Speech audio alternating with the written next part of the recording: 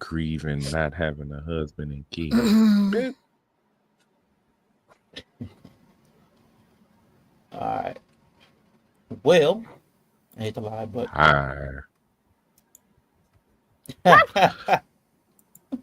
Hi, people in internet land. right. So while we here, hello. I don't feel like playing a little intro. We here. Ain't no point in going backstage. Hey. Tell me what y'all think about the new theme song. While y'all doing what y'all doing, y'all can just listen to it. We smoking, Okay. we drinking, we vibing, we thinking. If we disagree, we don't budge. We listen and we judge. Come chill with your favorite crew and do it like critically drinking do.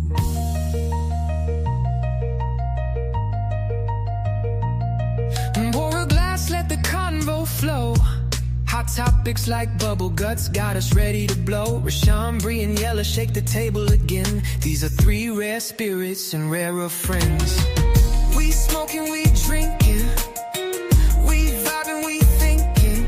If we disagree, we don't budge. We listen and we judge. Come chill with your favorite crew and do it like critically drinking do.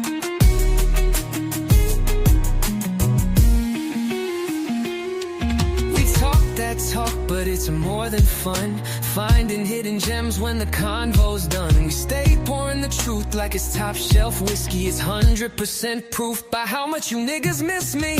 We smoking, we drinking, we vibing, we thinking. If we disagree, we don't budge. We listen and we judge.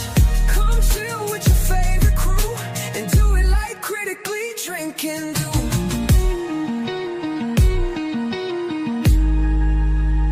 No script, no lines, just the realest vibes. Through the lens of laughter, we analyze. With a toast and a joke and a spark in the air, we're breaking it down cause we truly don't care. We smoking, we drinking, we vibing, we thinking. If we disagree, we don't budge. We listen and we judge. Come chill with your favorite crew and do it like critically drinking do. I don't think that's the right. I mean, but that's pretty much it. I like the I like the lyrics and stuff. I like this style. This is better than I don't know, some of it be like feeling more rock, but I like this this vibe.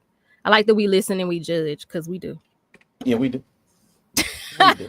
We do. That feel like a So that was. Go ahead. No, I was just saying that was Rusty and the Shooters featuring Michael Watson. You know what I'm saying? Michael Watson on the vocals. You know what I'm saying? We don't want to get Rusty in trouble for saying niggas. That was definitely not Rusty. That was Michael Watson. Right. Hey man, Rusty got a pass, man. Rusty got a pass. He 1/4, 2/16 black on his grandmama. He got like one of Daddy those side. contemporary Christian voices. Like they be Yeah, black. Like They Sean sound like King. this. He like Sean King. yeah, Sean King. Jesse L. Williams. Mhm. Right. Me. Yeah, I'm gonna say Yellow.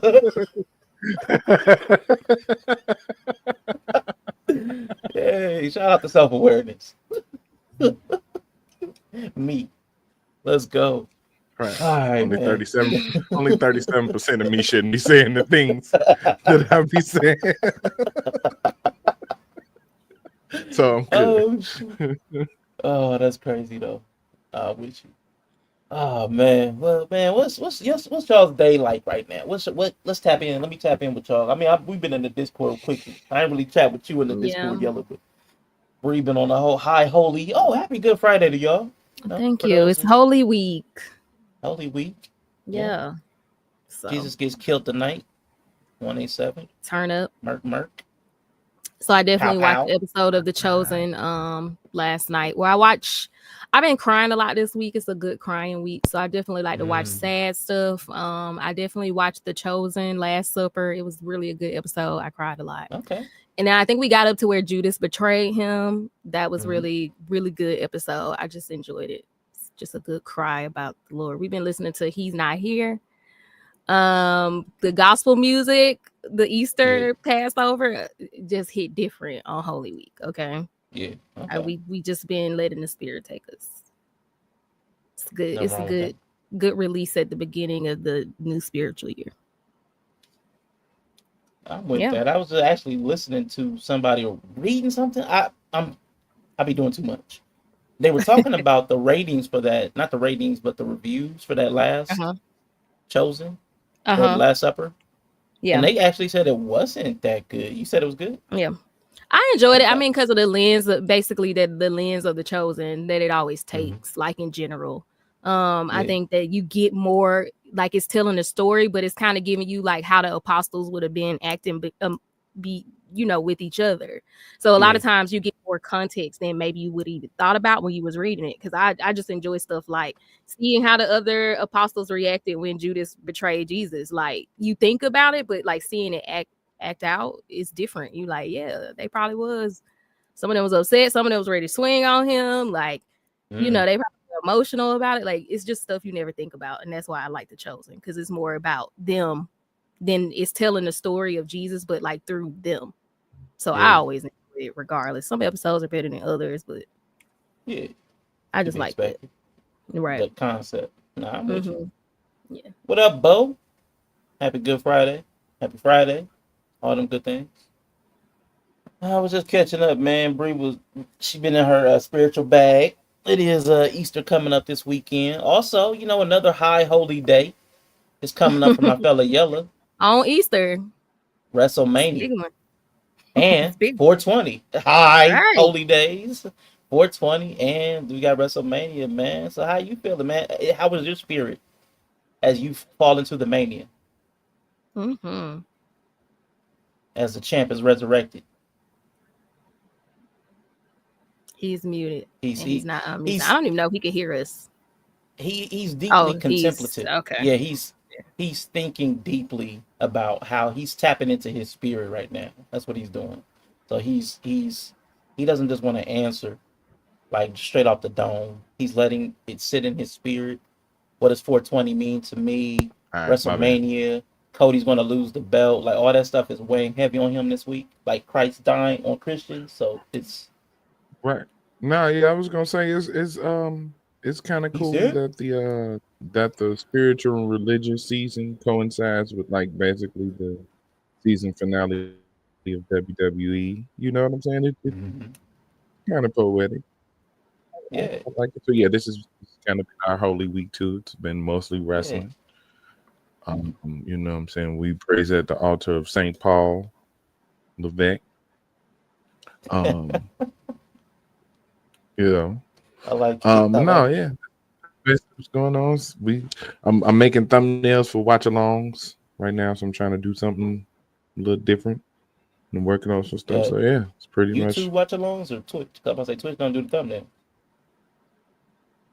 Oh yeah, I'm Or is doing it that for too much? YouTube too. You're So I'm doing it. too much inside baseball. I ain't trying to spoil your spoilings. No, no, Okay, cool. no. Okay. The surprise is, hey, Yella's making a thumbnail. Lazy piece of Yeah, that shit. was a big surprise. Um, Surprise. yeah, Yeah. No, that was a surprise. just doing some different shit though. But yeah, we're gonna be here on Critically Drinking, and we're gonna be on Shooting from the Script. Plus, we're gonna be on Twitch, so we'll be on all three. All right. Basically tonight, tomorrow night, and Sunday, starting around 6 Central. Well, 5 Central tomorrow and Saturday, and then about 6 Central tonight. We should be back Okay. up here before Friday Night SmackDown. Come on, so All right. tune in. Cool. Shout out to Mr. He Said. Shout out to Mr. He Said, man. I was watching one of his videos early this morning. It was funny, man. He reminded me of some people I had forgot about.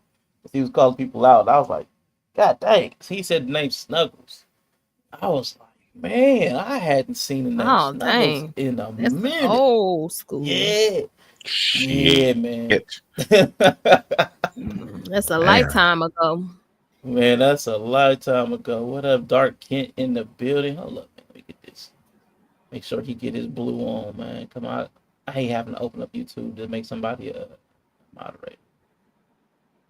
Stall for me for like 2 minutes while I get into the. Right, 420 this weekend. That's why it's a high holy 420 day. this It's so weekend. many. It's a It's so many holidays on the same day, Yeah. which doesn't always happen. Like so many Yeah. things happening on the same day. I don't know if that's supposed to be the day that we also may get the Insurrection Act. Turn up martial law. Let's go. So we'll see. We'll see how we make it out of this week. Not sure. We'll make it. Hello. But I don't know. What's up, It is like a y'all? perfect storm, though. It's Oh, like that yeah. perfect Oh, yeah. storm time. Cause like Yeah, it Jesus is. getting smoked. It's That's what 420, I'm saying. and Cody getting smoked. Dude, So it's like are you serious? perfect storm, man. I mean, Yeah, when man. you're trying to do crazy, like life shifting stuff, you typically want to do Are it you when serious? sacrifices are in the air. You know what I mean? Like you gotta Sacrifices sacrifice must stuff. be made. Yeah, Yes. sacrifices must be made. That's when you Man, do Cody the stuff. definitely finna get sacrificed. Yeah. Yeah. So yeah, it makes sense. Cody definitely finna get sacrificed.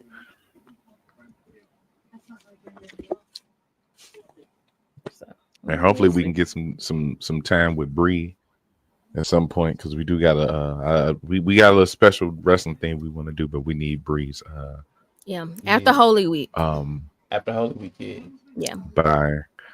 by bilingual opinion.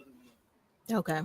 Mm-hmm. Yeah, I'm open to it. My week's been crazy. I think I'm actually sick now, but it's been a crazy couple weeks. So Yeah. hopefully next week a chill out, but I don't think it is a chill week. I think there's a couple more things, but we'll see. All right. Well, restarting 420 early. Let's go. Right. Let's Yeah, go.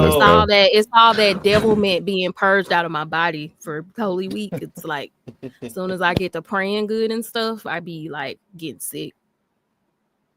It's rejecting. Man, and look, and Sunday start the greatest birth sign time as well. It's the first day of Taurus, so that means it's 7 days before my birthday. Yeah, we're gonna keep it rolling. Taurus season. Let's go. Let's go. Man, so what up? What the funk? Yeah, I do want to see Sinners. I am a vampire man. I want to see that. I pass you this COVID or cold, whatever it is. Best way to get rid of it is give it to somebody else. That's what we say around here. Okay. So, Bree, do you celebrate the entire time up to the Ascension? How far? It's not the Catholic one per se. I just recognize, Passover this year is from the 12th to the 20th, so it's all of the whole week. So biblically, I just it's a special week for me. I don't do like Lent and all that stuff. I don't do the Catholic thing, but I pretty much just make a point to pay attention to everything, kind of try to quiet things down, do some studies, like just go inward and focus and realign and pray. And I'm probably gonna pull up on somebody church service this week though. I usually don't do that, but I feel like I want to go cut up in somebody's church on Sunday for Easter, so I might do it. Question, because I know you talked about your church tendencies. Yeah. Would you go to like a good old Southern Black church? Because you said cut up, or are you still gonna go to a sway church in like a subtle cut up? I don't know, because I want to cry, but I feel like I can cry at both. It's just kind of like what energy. Yeah, like what energy do I want? I do want to hear some good gospel, some like Black gospel though. I want to I want that. I think I can go do some sway music stuff too, because they be moving, deeply. But I don't know. I haven't decided if I want like a Black kind of experience or like a non-denominational experience yet. I haven't really decided. Okay, we still got about 48 hours. Figure that out. Yeah, I still got some time. A little bit of time. All right, man. Well, listen, I ain't gonna waste too much of y'all people time. Appreciate y'all coming up in here this early afternoon on the East Coast. Wherever y'all at, it's probably still the morning time. Unless you're over the seas, probably later in the day. Man, Europeans. So weird doing stuff with them. But we are going to talk about Black men versus Black women. It is a conversation that I listened to from Esther Perel with a ex-husband and an ex-wife. And it sounded so much like conversation between Black men and Black women. I wanted to share it as such. So before we get into that though, I have another video that I did not prep Bree or Yellow for. So they are going to have to kind of indulge me because I want to remind people what the stakes are. What up, what now, 23G? Good to see you. I like the church when the preacher take deep breaths. Oh yes, like that one. What up, Dury? Good to see you. Good to see you. Little asthmatic gospel. Yeah, boy. That bronchitis. Oh God, it'd be so I almost choked off-putting. on a croissant and I had to breathe like that to not die. It's crazy. Yeah, man. So everybody says they want love until love looks like work. So until love starts to look like listening, until love starts to look like something, until love starts to look like something you do not want to hear. Man, Yellow was fighting this fight the other day. That was a nice clip though. What happens when black men and black women bring their whole history into a therapy session?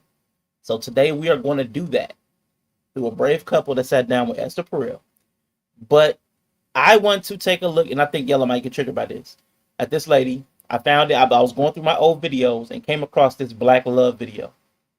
And it was kind of triggering, but I want to actually indulge what she's saying. Because I believe we have all been around red pill and a manosphere enough to know what men feel is wrong with black women. Yeah, I know, Yellow. It's an ambush. Yeah, it's an ambush. It's slight. It's something slight. So we're going to play what the women think. Because we listen to what the men think all the time. And I can prove it. Everybody in the chat, put something in the chat that's one of the complaints men have about women. Yellow, you can throw something out. And women, any women in the chat, you can do it in a mocking way. Put it in, how do we be sounding? Bree, how do we be sounding? What do we be saying? What do you mean? How they gonna be sounding? Sorry. Yeah. You know the argument. Kind of go in a Yellow for a second. Put the man filter on. Put the little man filter on. Listen, women, if you got a body count above 3, then you a hoe. You know, like all that. Women need to be feminine freely. You my dad? Yeah. Yeah. We all know what the dudes think. Why you got she made that thick tongue sound too, boy. It's like we all know what they be saying. The single moms, the bad attitudes, the wigs, the weaves, the lashes. We got all that down. But I did want to listen to this well-made piece. It's well-made. I don't care what nobody say. And it is research. And it's not that long. So before we get into the therapy session, we're going to hear how the women's been feeling. Cooperative, yep. Yep. Combative. Man. Ever since you were a little girl, you've been seeing images of black love on the TV screen that looked like this, or this, or this. Now, real quick, this first part triggered me. Right here, right after this, it's getting ready to trigger somebody. Just know you about to be triggered. Let it sit in your body, because we're going to push through. Y'all need me to pause it? Let me pause it. I expect Mr. He said to be a little triggered by this, because I was like, yo, this is wild. He takes a wild leap here, but don't let that be indicative of the entire video, y'all. I'm just prepping y'all. This is what black love is shown as. Right? That's what she just said. This is what black love has been shown as. But in reality, black love has always looked a little more like this. Extra aggressive. Are you kidding me?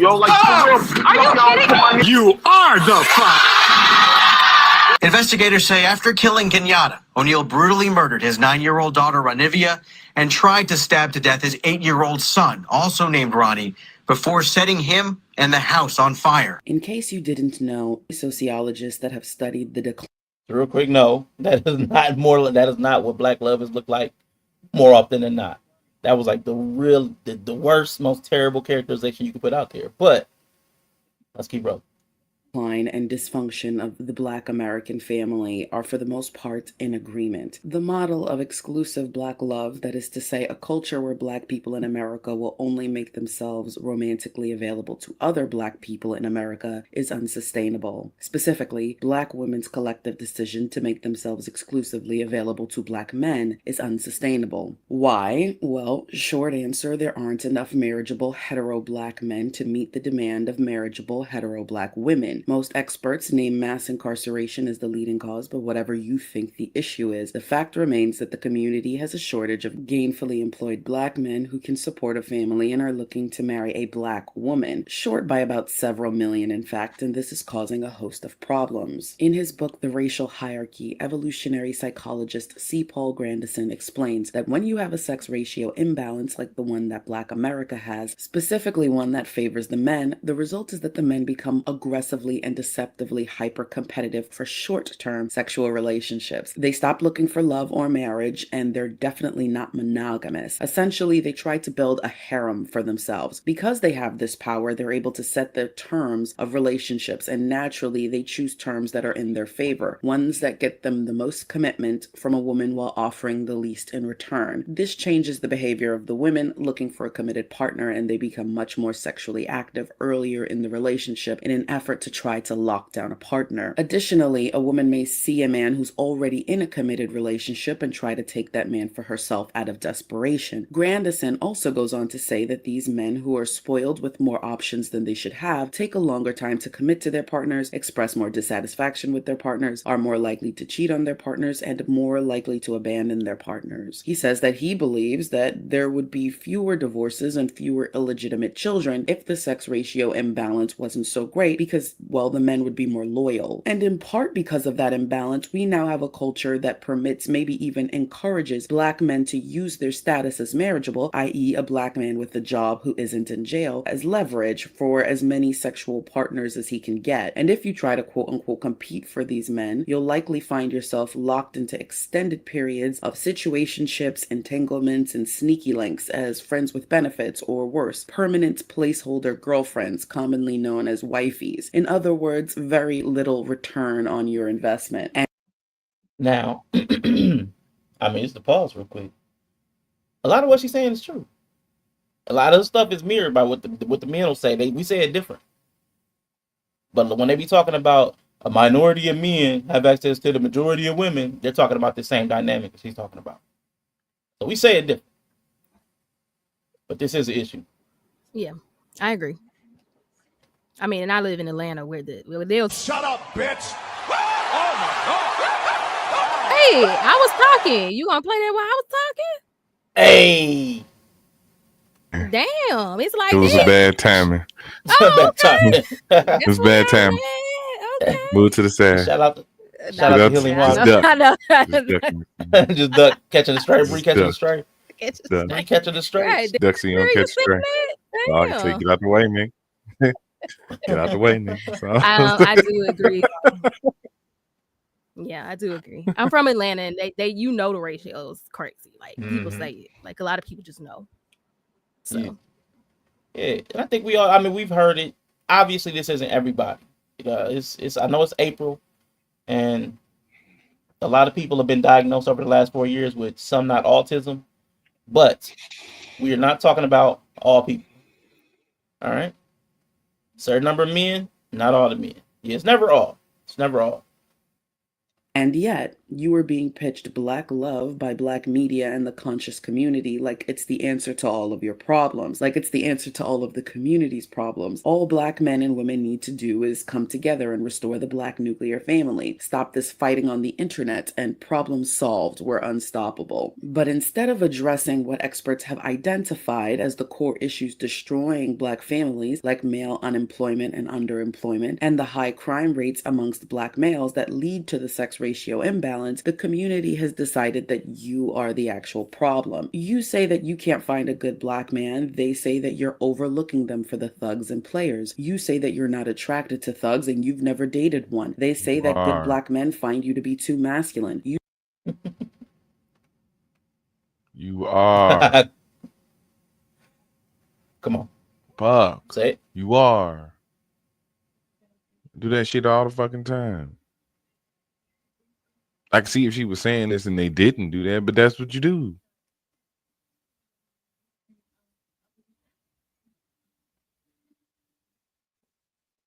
Now, if you want to keep overlooking the good men for the men that got all the shit that you complaining about, then you gonna keep dunking your own damn head in the toilet.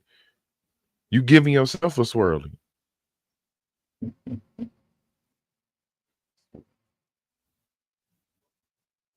So I'm like, get your ass out of here.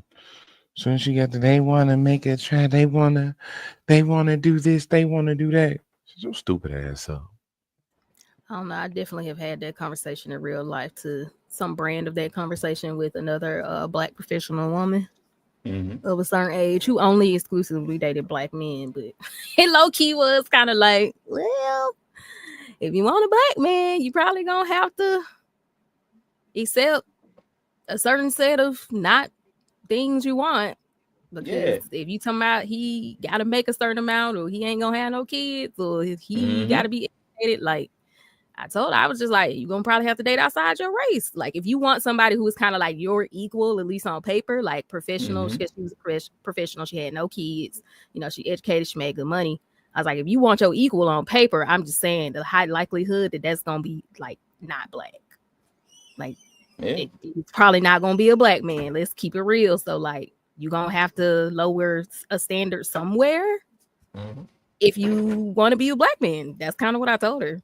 So, I mean, because it's true though. That's cool. Like if you're once people select the criteria that makes you rare, your value goes up. And then once your value goes up, yesterday's price is not today's price.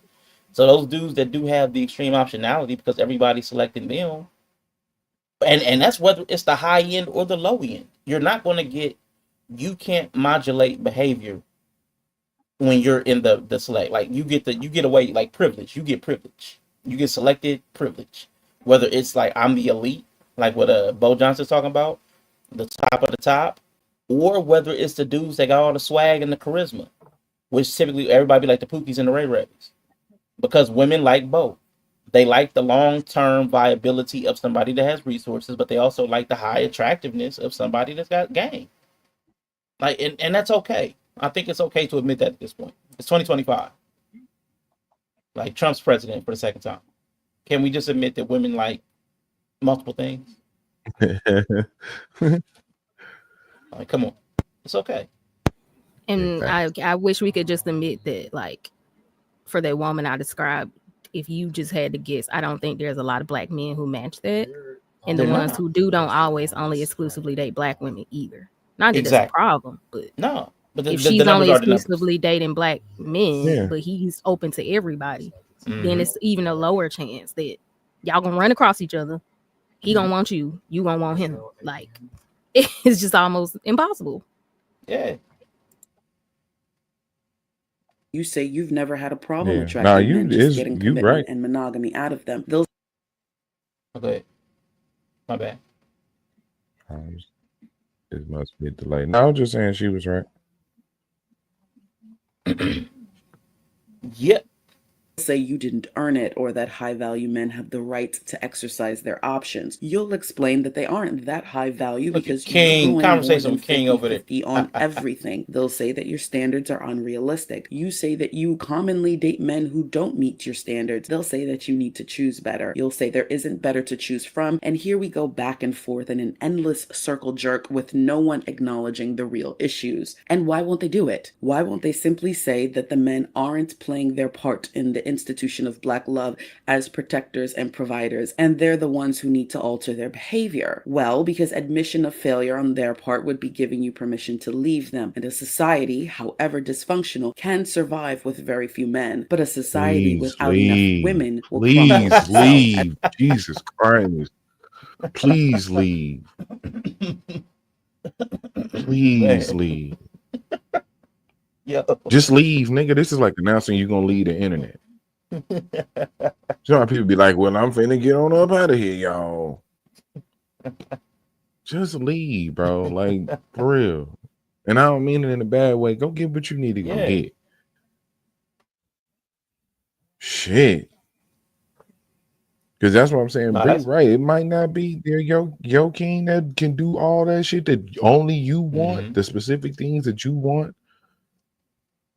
Without caring about their opinion, yeah, he might be the other dude. He might be that kind white man, you know. He might be that Indian dude, you know. Go do that. Talking about we're not doing our part to aid in black love. Get the hell out of here.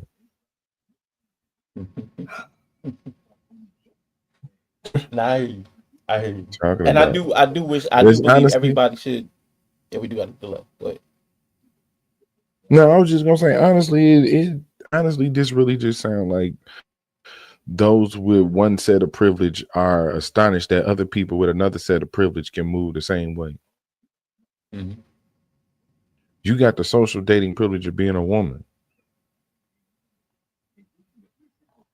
You just run into a man with an on par social dating privilege. He got the ability to choose just the way you got the ability to choose. I don't understand the problem. The same privilege that allowed her to get ahead here and make those complaints. Like no, y'all, we wouldn't be sitting up here trying to validate no man saying this crazy shit. So no, you now you're seeing what privilege looks like. It's amazing. And I think it's that circle of like black women aren't as desired, like by other race, just like aesthetically. Yeah. Like black women aren't. So like black men, I think, especially, I mean, for women, because of our set of standards, like what we pick based on, like money, power, influence, all that kind of stuff. I think any race can be, except in women, because they buy black love. Like for some reason, black women just will be like, I will only date black men. I don't see that across other races, but for whatever reason, that's really programmed into us. I don't know if it's a safety thing, but I know most black women I know only date black men, right? But because of what access and power and influence affords you, I think for a man who reaches that, most women would probably date him, right? If he has that stuff. But because for us, it's more about looking and being desirable, or just like that innate kind of I'm attracted to you, or you're seen as attractive by other people. Black women are lower on the totem pole. So even though we do have like money and success, because like y'all will even say men don't give a fuck about that, it doesn't necessarily make us more desirable. Yeah, that's true. No, I definitely agree with all that. I do wonder though, like what the reason is. I like the chicken or the egg. Is the race loyalty born out of like the lack of optionality? Or, I think so. I think it's just like, a fear of rejection kind of thing. Like it's just become like, I know black men want me, so I only want black men. Kind of like, it's like taking a chance to go out and be rejected, or just getting that feedback from the world that you are not desired. And like we see that on a lot of dating shows. Like I watch a lot of trash dating shows, and it'd be black women on there, and it's just like you get tired of watching it because they're constantly not being picked. Like, and it's not even like they're not attractive. They be in shape, blah blah blah, but they ain't gonna get picked. Like if it's a 5 blonde, a blonde that's a solid 5 with some lip filler, you're out of there. Like you're not getting picked over her. So I think a lot of it is just like, I'm not gonna go out because you already know. Let me ask you first a question, Bree, because I want to know, like, who's the marketing team? I would say black women have done a tremendous job as the marketing team, so that other women want us. Like, because y'all do hype us up. Like, even if it's just about sexually, black men have we have a reputation worldwide. Before somebody knows us, they say we black, they got some preconceptions. So thank you for the marketing. But what would you say about the marketing for black women? Because this is a PR thing. This is a preconception. Black women are this, and this. They're not desirable because everybody loves your bodies, your physical features. Everybody's trying to copy them. And even black women that don't have the physical features of the more pronounced body shape are trying to get it. Are trying to modify to get the ideal black woman's body shape. So it's not that you're not physically desirable. So there's something that's been sold about who you are as a woman.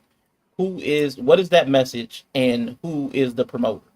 Well, it's a status thing, just like other race. Other races don't pick partners, I think, sometimes with the same things how we do. So I think it's a status thing. The man who wants the super attractive 10 is not only because she's attractive to him, but because other people find her attractive, and that makes him more like, that's a sign of his influence. So if black women aren't the preferred race, like visually, then it's kind of like, yes, she can be really attractive. I think super attractive black women still get snatched up. Don't get me wrong. Like if she a 10, she gonna get snatched up, right? So yes, but it's got to be that thing of like, you have to also not only be attracted to him, but also be a trophy in essence, kind of idea. Yeah. And I think most people, whether they think about it or not, just know other races are preferred first. They can put on some of our features and it's cool, but ain't nobody, it's just like, I think it's for women, it's black women is like the least desired, and then for men it's Asian men. So I don't on the it's just dating kind of apps one of for sure, the black women and the Asian men. right. So we just at the bottom of the totem pole. So why would you, if you can have a white 10 as a man of power, well, that's probably who you're gonna pick, because she's gonna give you the most ups, right? So I really think that's what it is. So what would you think it is with black men? So it's like anti-blackness, I believe, is present for black men and black women. Right. Why is it that black men don't suffer from the same socials?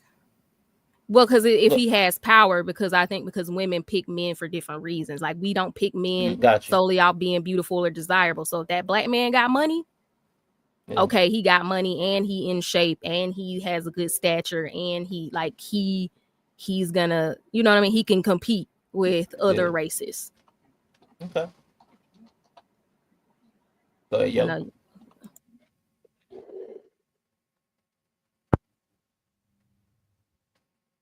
You caught me on the inhale. Hold on. That's what happens, man. That's what happens.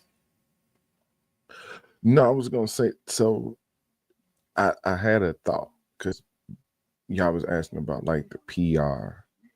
By the way, and how we have a certain. No, I'm definitely not smoking sage. I'm smoking weed. I don't trust nobody who smoke anything outside of tobacco and weed. I said it earlier. So, talking to you. Yeah, you. So yeah, he was talking about like the PR thing and kind of the reputation. And I feel like we desirable, but nobody wants to keep us. Okay. So I feel like we're desirable sexually because of the because our sexual reputation, basically. Right. Okay, that's fair. That's super fair. Sexual reputation, our look, kind of, you know what I'm saying? Yeah.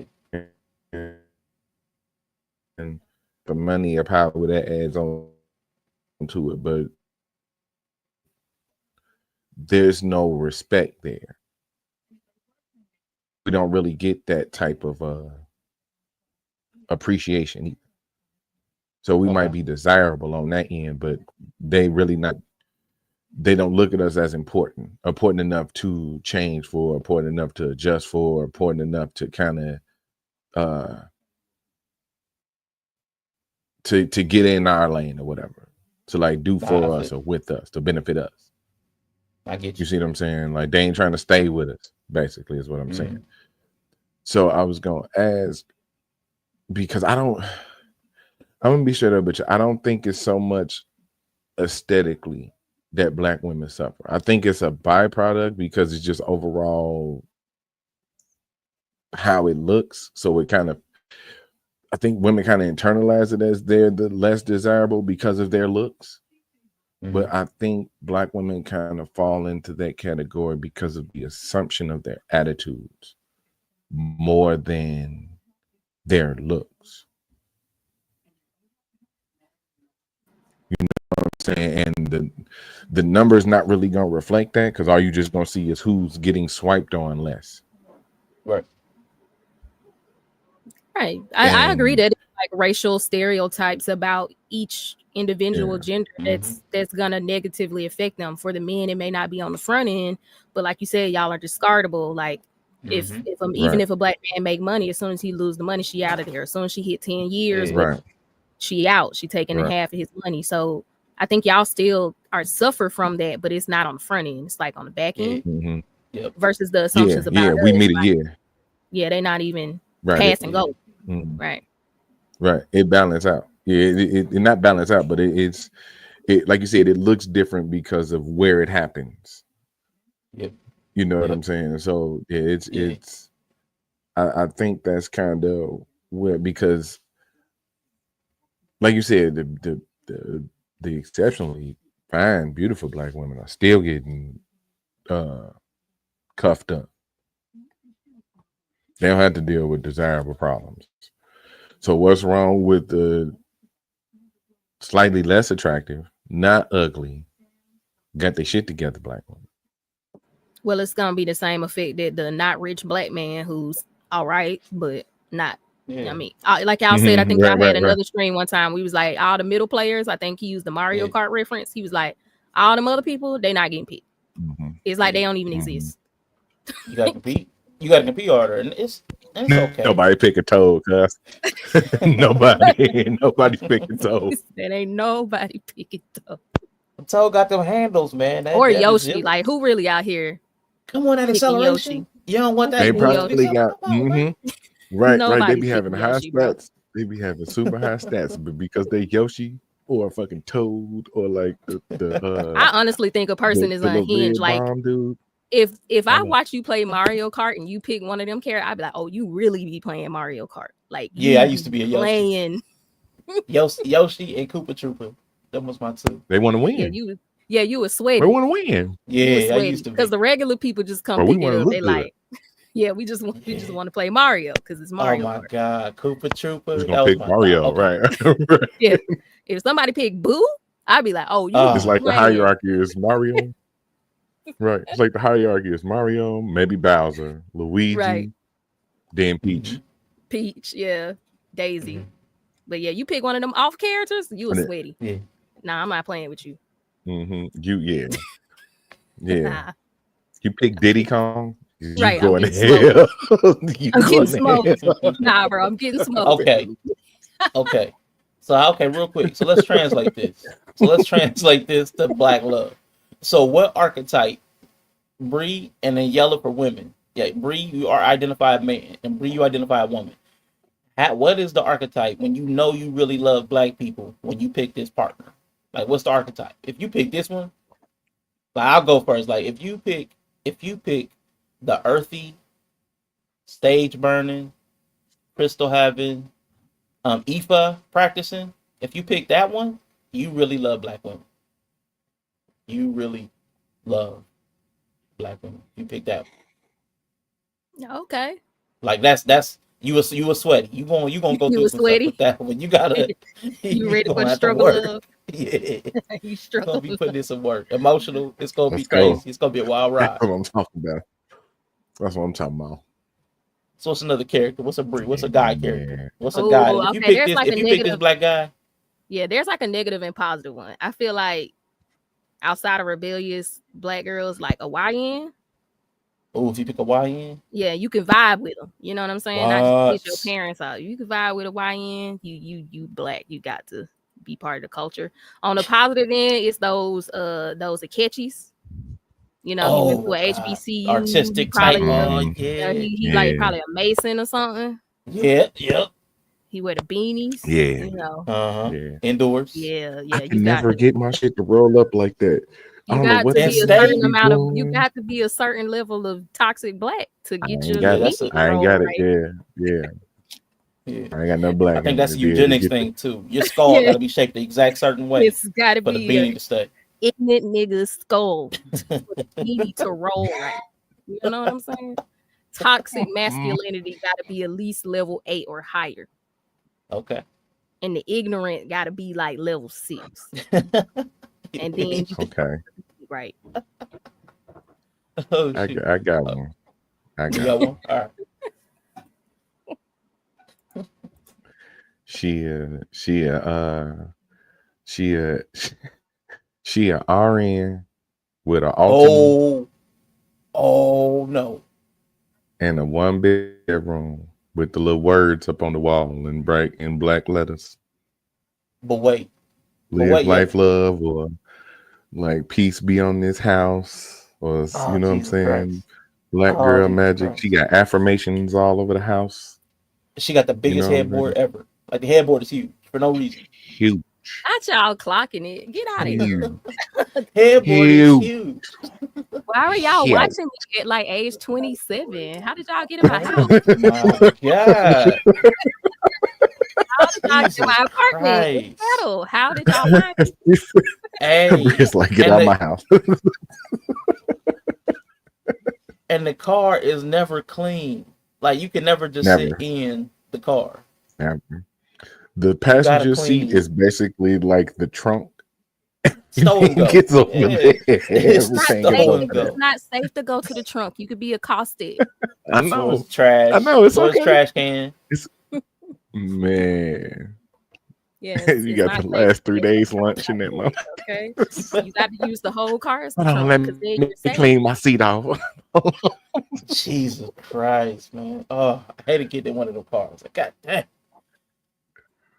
Yeah, Man, Definitely the okay. Altima. that is very true. That Gray. is like a special brand of. It's That's a special brand gray of or black white. girl. Yeah, It is. yeah. It is. She probably suburban too, Mm-hmm. but she like black suburban though. So like she's still black, but Yeah, it's she's like still a black. black. She grew up in a black suburb though. Yeah. Mhm. Yeah, that's Mhm. that's one of them characters. All right, Hey, with a and tip it- tattoo. Man, Hold on, come Mr. on Ted. with the Now paw. I'm With the sorry. paw. That's kind of one of them. That's one of them archetypes, like the auntie with the one gold too. Yep. Man, Oh, The auntie with the gold look, too, like in the front. clutch it.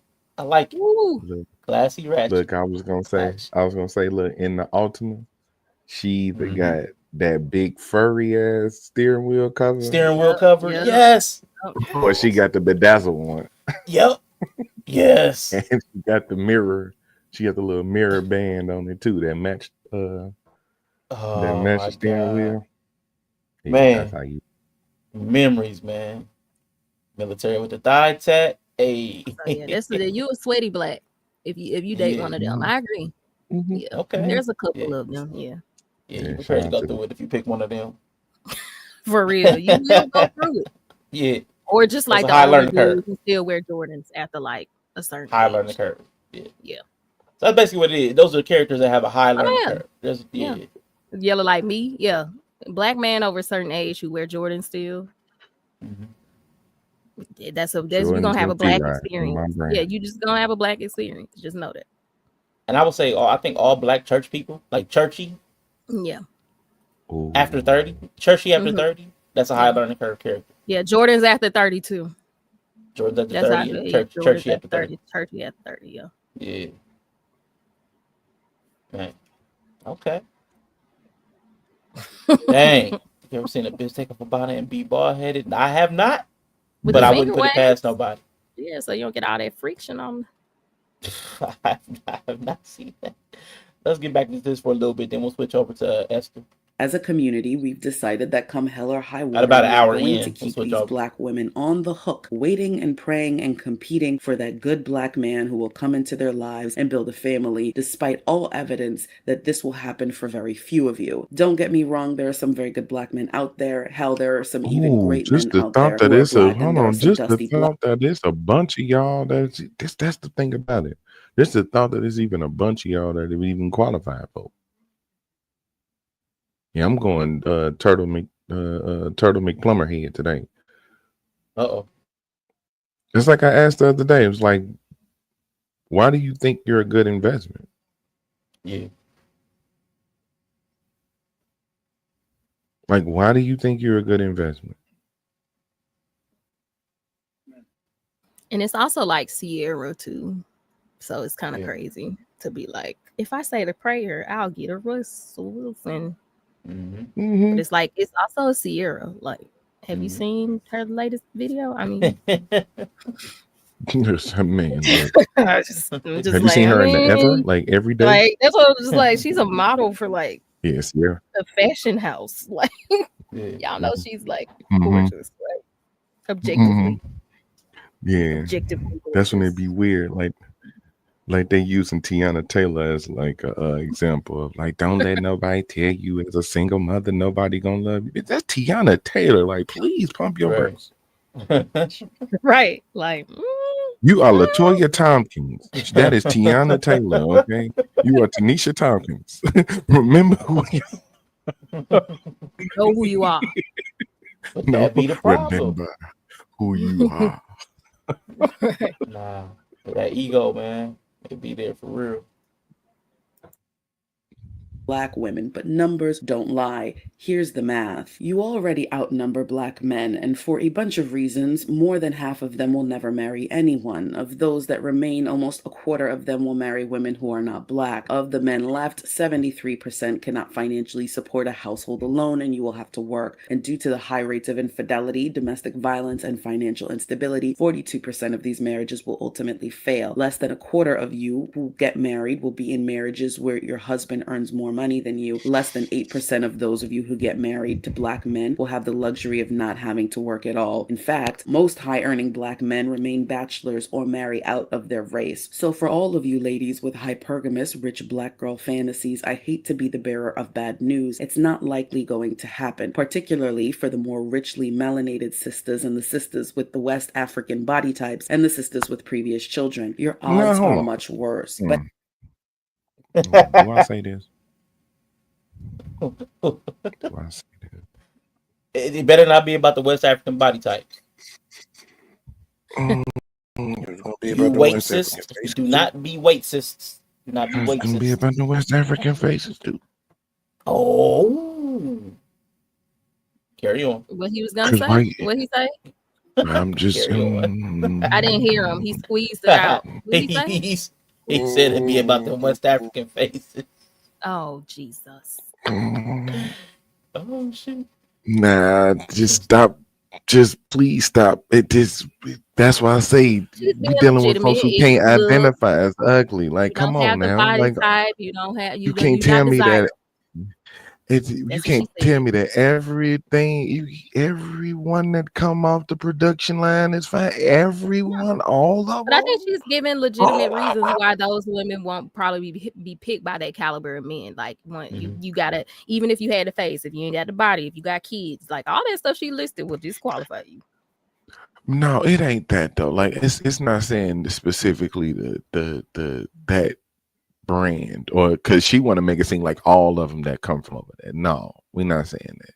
All of them. It's a lot of beautiful dark skinned women. It's a lot of beautiful women that's built like that. But shoot, you can't run the ugly ones up there too. That's what I'm saying. You can't run the ugly ones up there too and be like, well, these ones cute too. No, they not. Well, I think to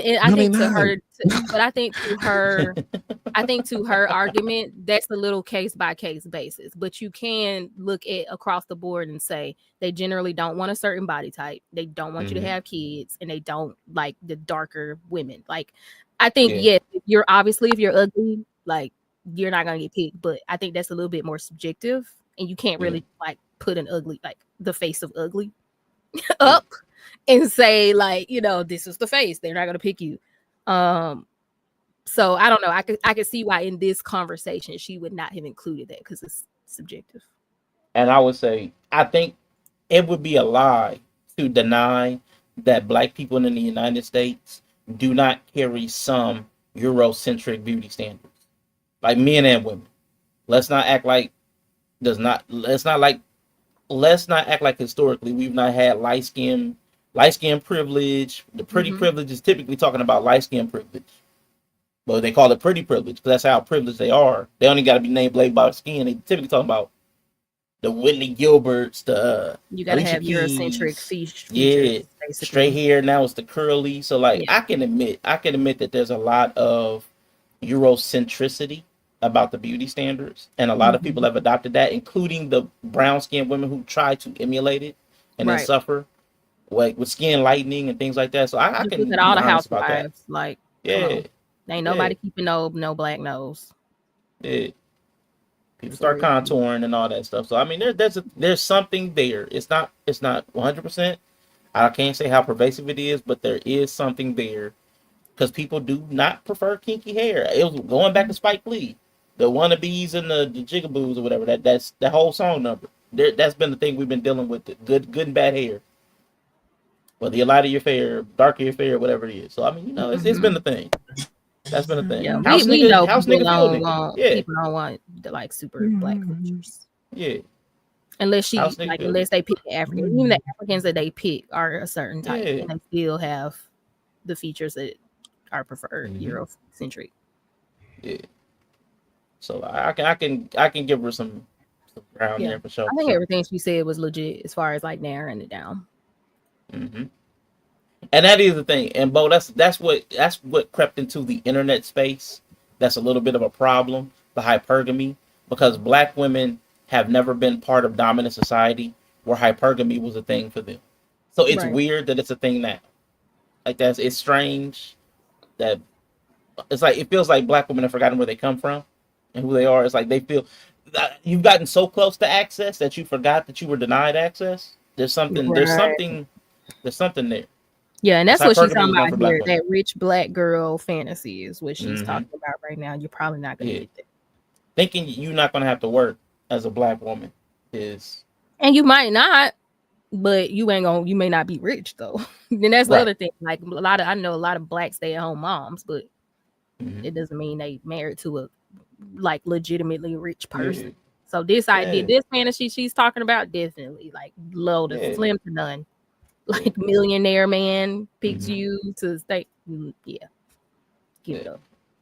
But there is more access to money in black hands. So I mean, I do think that, and I think what during the pandemic, more millionaires were made. Most of those weren't black, but I'm just saying there is more money moving around in other places. So the idea that everybody can have access, I think, is more pervasive. Like people really honestly think that everybody could be a millionaire if they apply themselves. I've heard that too many times. So I know people. I know I can understand where the delusion starts to fall into people. Is what I'm trying to say.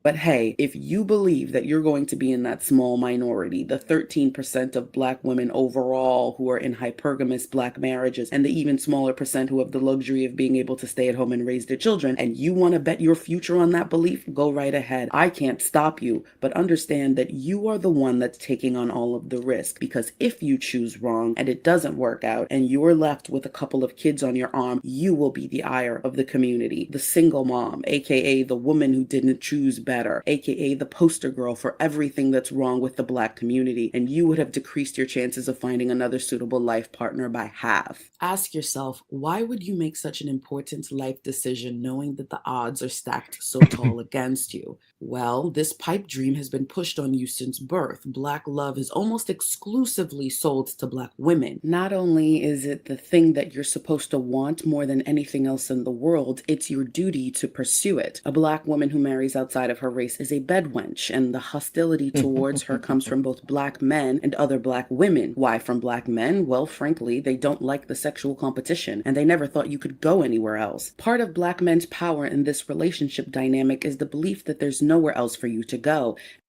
Now, I never felt that. Now, that's the one part that I really kind of disagree with, and we get ready to transition out of this video. She said the men feel that, or the women? Sorry, I was. Now, she said the men feel like the Oh, women had nowhere else to go. We okay. knew. I always thought that black women had somewhere else to go. I've never seen. I didn't grow up in a space, and I noticed that where people slip in the anecdotal, but I'm taking in the surrounding people around me, and I'm just trying to contextualize it. Everybody around me and in my area. I'm in a metropolitan area.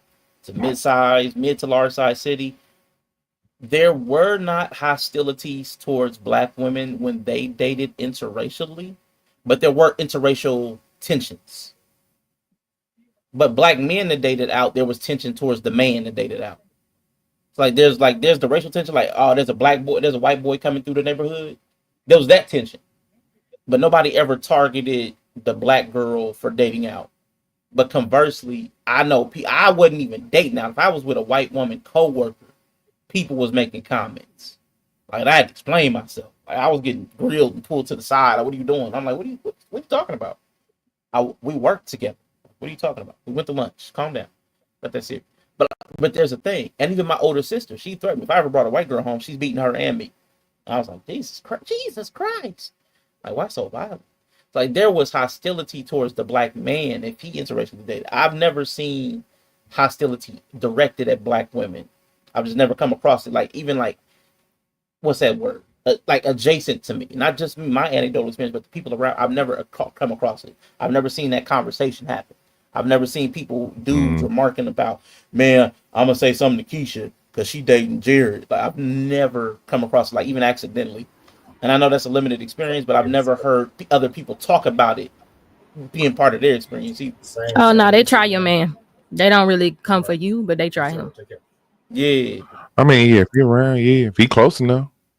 Well, that's what I'm But saying. Like, it ain't usually it ain't directed at the woman, but the man get tried yeah. all the time. Okay. It's a little more intimate though, right? Like it's a little more intimate. Like now I guess you see it on online more.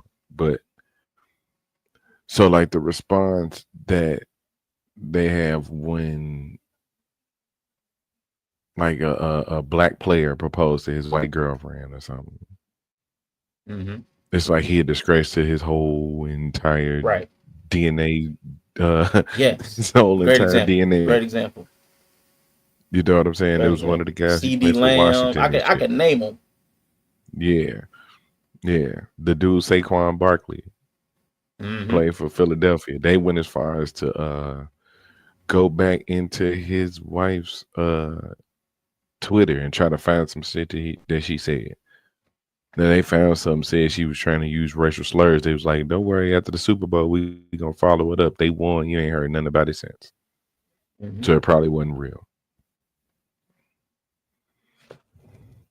But inversely, you get Serena Williams, and she won some type of trauma Olympics. Yeah. Yeah, because I think hood. typically black women only date black men. So I think when black women date out, it's like, yeah, go ahead, because usually it's understood that, oh, she probably gave black love a good try before she even stepped out, because most black women just exclusively date black men. Got you. Okay, so you guys get benefit of doubt because of the race loyalty, kind of like the Democratic Party. Because it's If like, y'all yeah, decide, if you see a 40-year-old black woman who get married once she date she been holding on. She been holding out. Right. She like Chili. Yeah. You know what I'm saying? Like from TLC, like, most Right. black women only exclusively date black men. Like that, I just know that. Like, I don't even have to ask. Most black women are exclusively only date black men. Yeah, that's fair. I can see that. Like psychologically, I can see giving benefit of the doubt to people who are the most race loyal.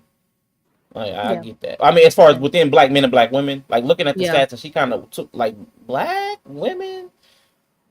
I don't think nobody's more race loyal than Asian men, and then white men and women. It's crazy.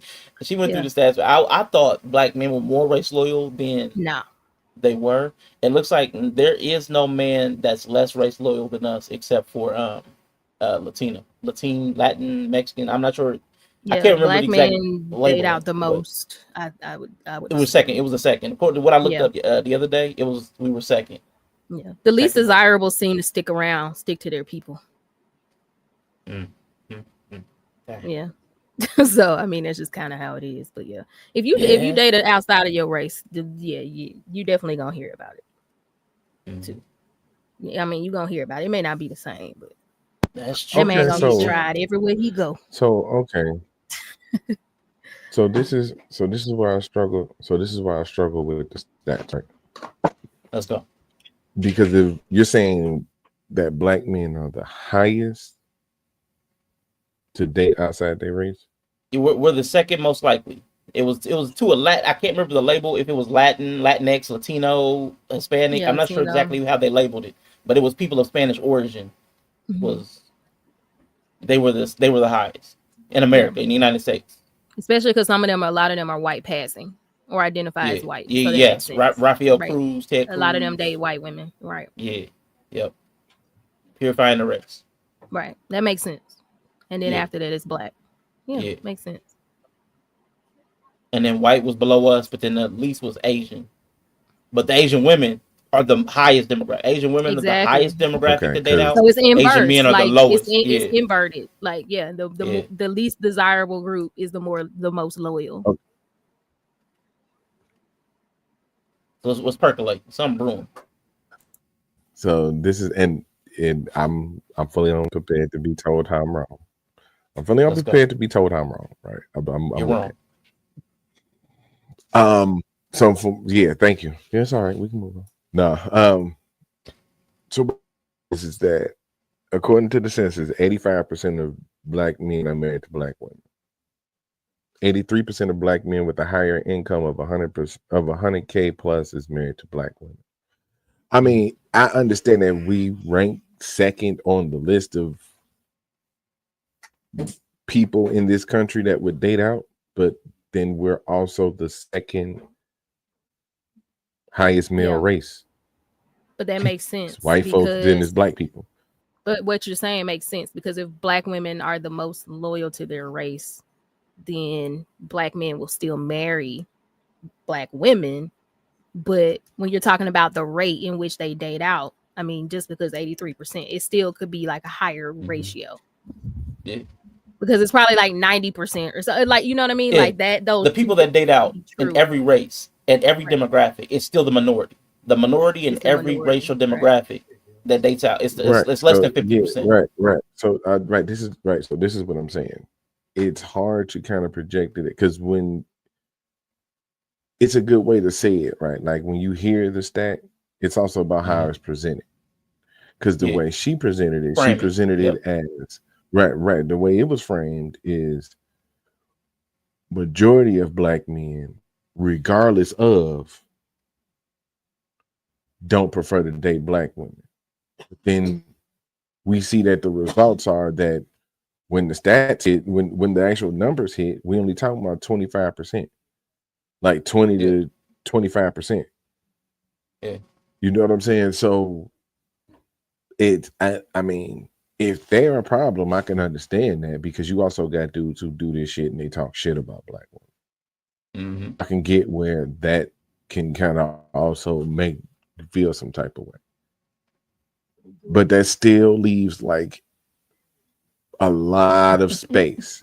You're not talking about like, and I'm not talking about available men. I'm talking about opportunity, the likelihood, right? Because we usually use, it's weird how we've used stats to focus on the smaller number recently. Yeah, it's just pointing out the phenomenon though of amongst black people who interracially date. It's still a higher rate in black men versus, but it's all a minority we're talking about. We're talking about interracial dating. We're talking about a minority of people. Usually across all races, you could probably say that. The entire pandemic, though, Yella, has been people. We've been majoring on the minors. Everything has been the minority that we've been focusing on. Yeah. And it's weird how, I mean, and I can understand that. Yeah, and I can understand that, like, to a degree of like the social conversation. You know what I'm saying? Because that takes the obvious out of it, and then we can dig deeper into it. But then there's when you're trying to do that in a sense to take that and make it seem as the majority. Now you can't take the minority and make it seem as the majority. So I hear what you're saying. Like out of them 25%, out of that 20, like out of that 26%, majority up to 20 for 6. Right. That's what I'm saying. So I know what you're talking about. I had that issue. I wish I could remember the exact issue it was. But go ahead, man. I see you. Yeah. This is the more creative way to say something, not all. Yeah, this is the more. Well, I mean, the topic. I think it should be understood that in talking about interracial dating, you automatically should know you're talking about a minority, because 93% of black women marry black women. Right. So that's kind of what like we still marry the same race, higher rate. That's all they say. Right. So it feels like rage bait almost. Like it feels like fear mongering. That they don't, you're not getting married, or you're not gonna get nobody because they don't want you. Huh? I've said the shit I talk about black women is because I want them. I don't care. I ain't dating no white women. Well, I mean, it would take looking across different realms to really get a better picture of what's happening and why. You know, like it's like, well, 93% of black women are married to black men, but only like 25% of black women are married in the first place. Exactly.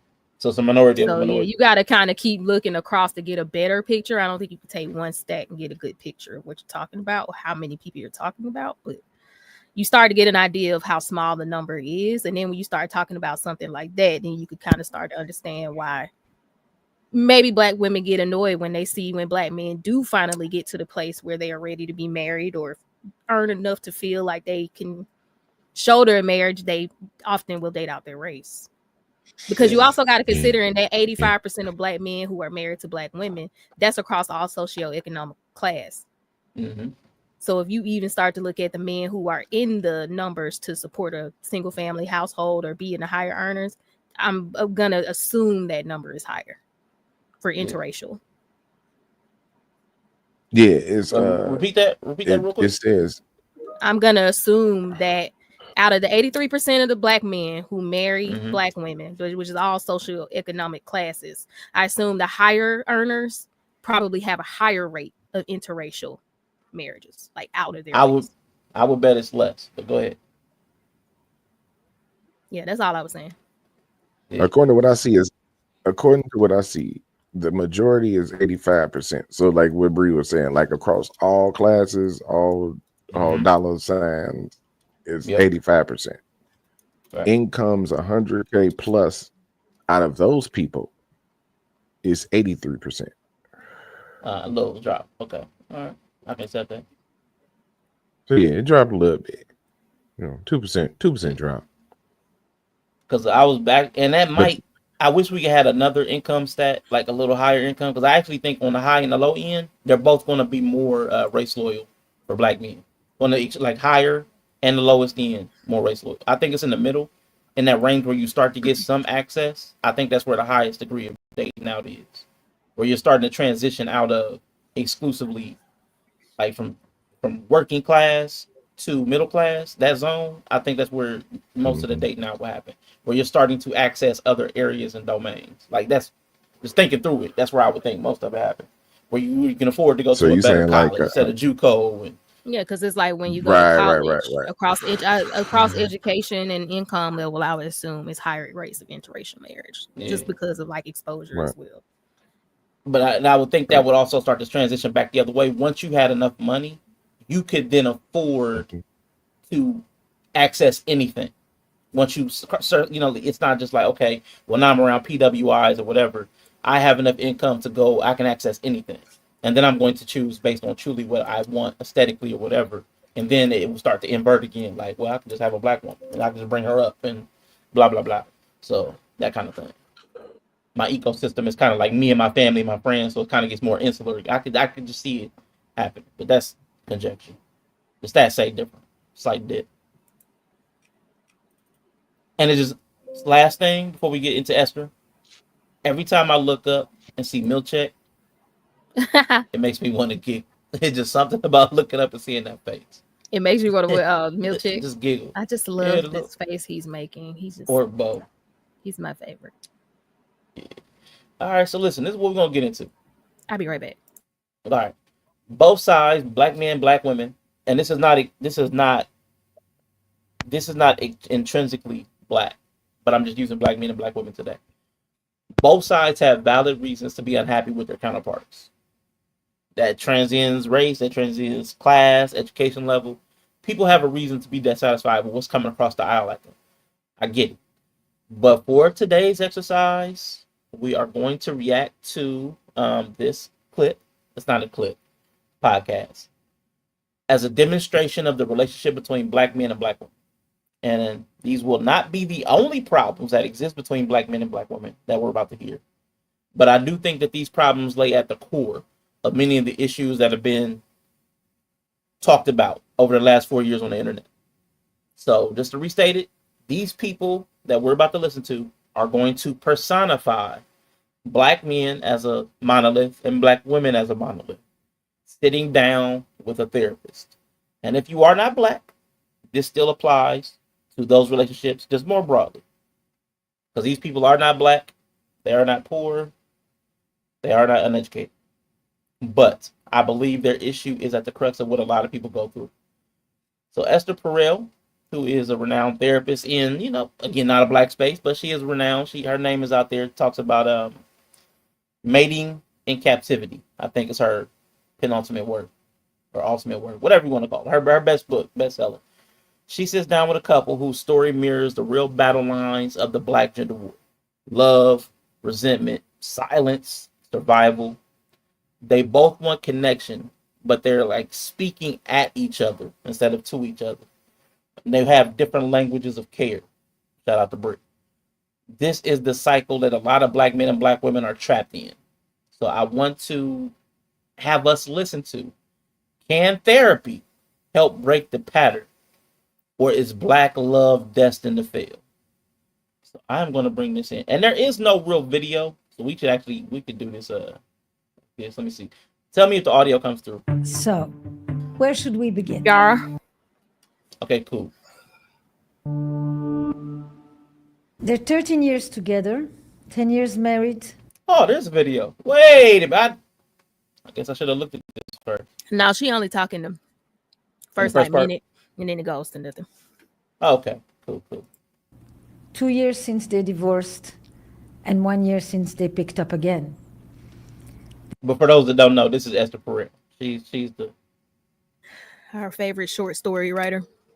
yeah life story versus love story. But she's solid. She's a good therapist as far as intimacy and connection. She's really good. They can't with each other, and they can't without. And they're really stuck in the same escalating cycles. They think that they're very different, but in fact, if I look at the feedback loop, the relationship dance between the two of them, they actually do exactly the same to each other.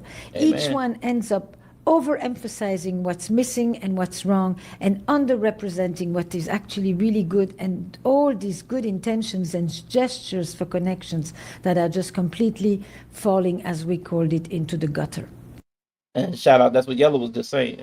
Like, we overemphasize the minority and underrepresent the majority to paint a good picture. So shout out to your therapist, Yellow, Dr. Yellow, Dr. Phil on your booty. Is this the white person, Bo Johnson? It's what I always say. If you want to know what black people really think, just put a white person in front of. Hey, listen.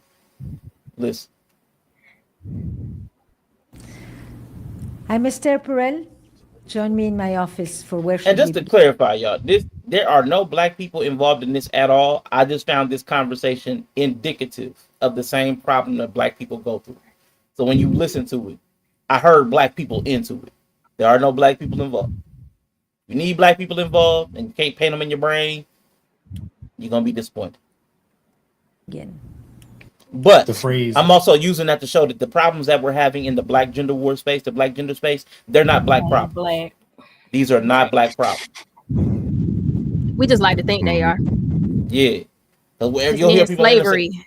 Yes. We'll blame slavery. This is the phrase I got so tired of hearing over the last 4 years. Black people are the only group of people that insert whatever. That just bothers me so much because it's never true. Unless you talk about sickle cell. Them other Black places people have don't never- do that. Oh my God. Yeah, they do. Them other places don't do that. The hell they don't. Because They do. men of other races, they think they don't. All right, don't think they don't. Yee.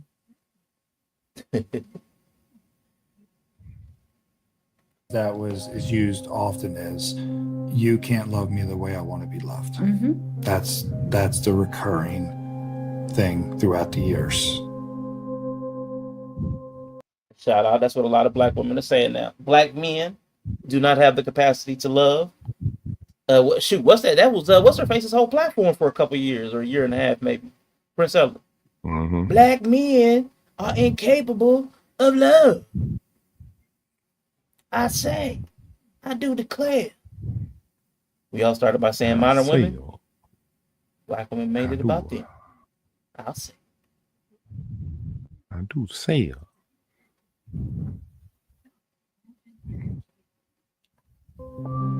None of the voices in this series are ongoing patients of Esther Perel. Each episode of Where Should We Begin is a one-time counseling session. For the purposes of maintaining confidentiality, names and some identifiable characteristics have been removed, but their voices and their stories are real.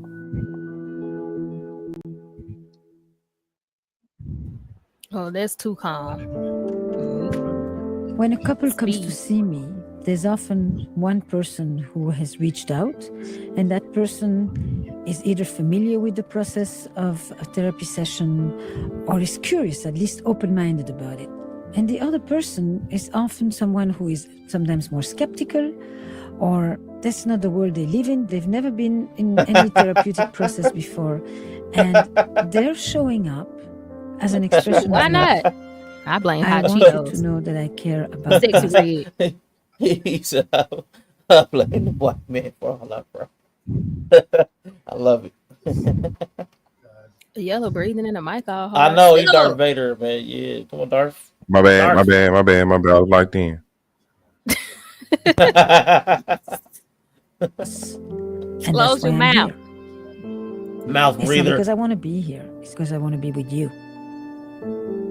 And this couple, they don't know where I they can speed stand. this up. I'm gonna go Everything one. is fraught. Yeah, you definitely can. She doing that slow therapy One talk. moment, it feels like they're in, and the next moment, That's probably why I was everything over there snoring. I was unravels. about to loud off. It's a very, very Man, shaky ground. You get Where I at meet them. least 1.5. that might be too fast when they start going. Oh, Let me when see. they start I talking. think what I'm looking for, Yep. the reason It would've why been. I applied in the first place, we had, one of many fights, the latest, right? And I said, something needs to change. Either we go to therapy and we actually truly work on this, or we just stay friends, raise the kid together, and like clear boundaries. We're not together, or we strictly co-parent. We're not friends. We don't talk. Those are kind of my three options. I have to tell you, I am shocked that we are here right now because I never thought it would actually happen. He, as usual, said, "Why is it always you go too far, you do too much? Why?" Because they can't help. His team do too much. That's what women are on. They on team do too much. Stop telling people they do too much. It's not useful. Nothing's useful. Okay, now listen. We about to have our first fight today. But thankfully we got I Esther just Perel. made a passing comment. Telling people what not to say because it's not useful is also not useful because they're expressing something that stems from a feeling that needs to be investigated. So the thing that you're telling them not to say is an expression of an emotion from an emotion that needs to be investigated. So instead of saying, don't say that, that's not useful, say, I'm too lazy or I don't care enough about you to investigate what's stemming that started that comment. I want you to do that because that's useful. That's you. Everything you do is too much. You telling me what's not useful to say, that's too much. How about be that? Be specific about what the what is. That's all. I got you. That's all.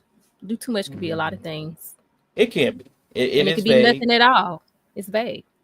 That's all. It's vague. If you tell a person who do too much, they're not gonna know what you're talking about. So I'm just let you know. Okay. Gotcha. Everything you do is too loud, too often. And see, too loud is specific.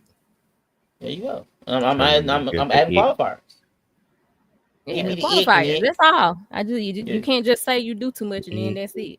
You gotta be specific. Okay. Be Pacific, y'all. Be Pacific. Yeah, not spur. Yeah. Get that out of here. But I thought the analogy I gave you, always, he's a car guy, was if you had the chance to meet with, a renowned car builder, wouldn't you? This is a chance and an opportunity to see things a different way, to get a different perspective. And I know I can tell you our problems from now until next, Friday. Can I ask you something? In the midst of explaining to him why you did and why he should appreciate it, did you also tell him how much you appreciate that he's just coming along? Uh-oh. Why she giving an ultimatum and she didn't think he would take it? Yeah, buddy. Yeah, buddy.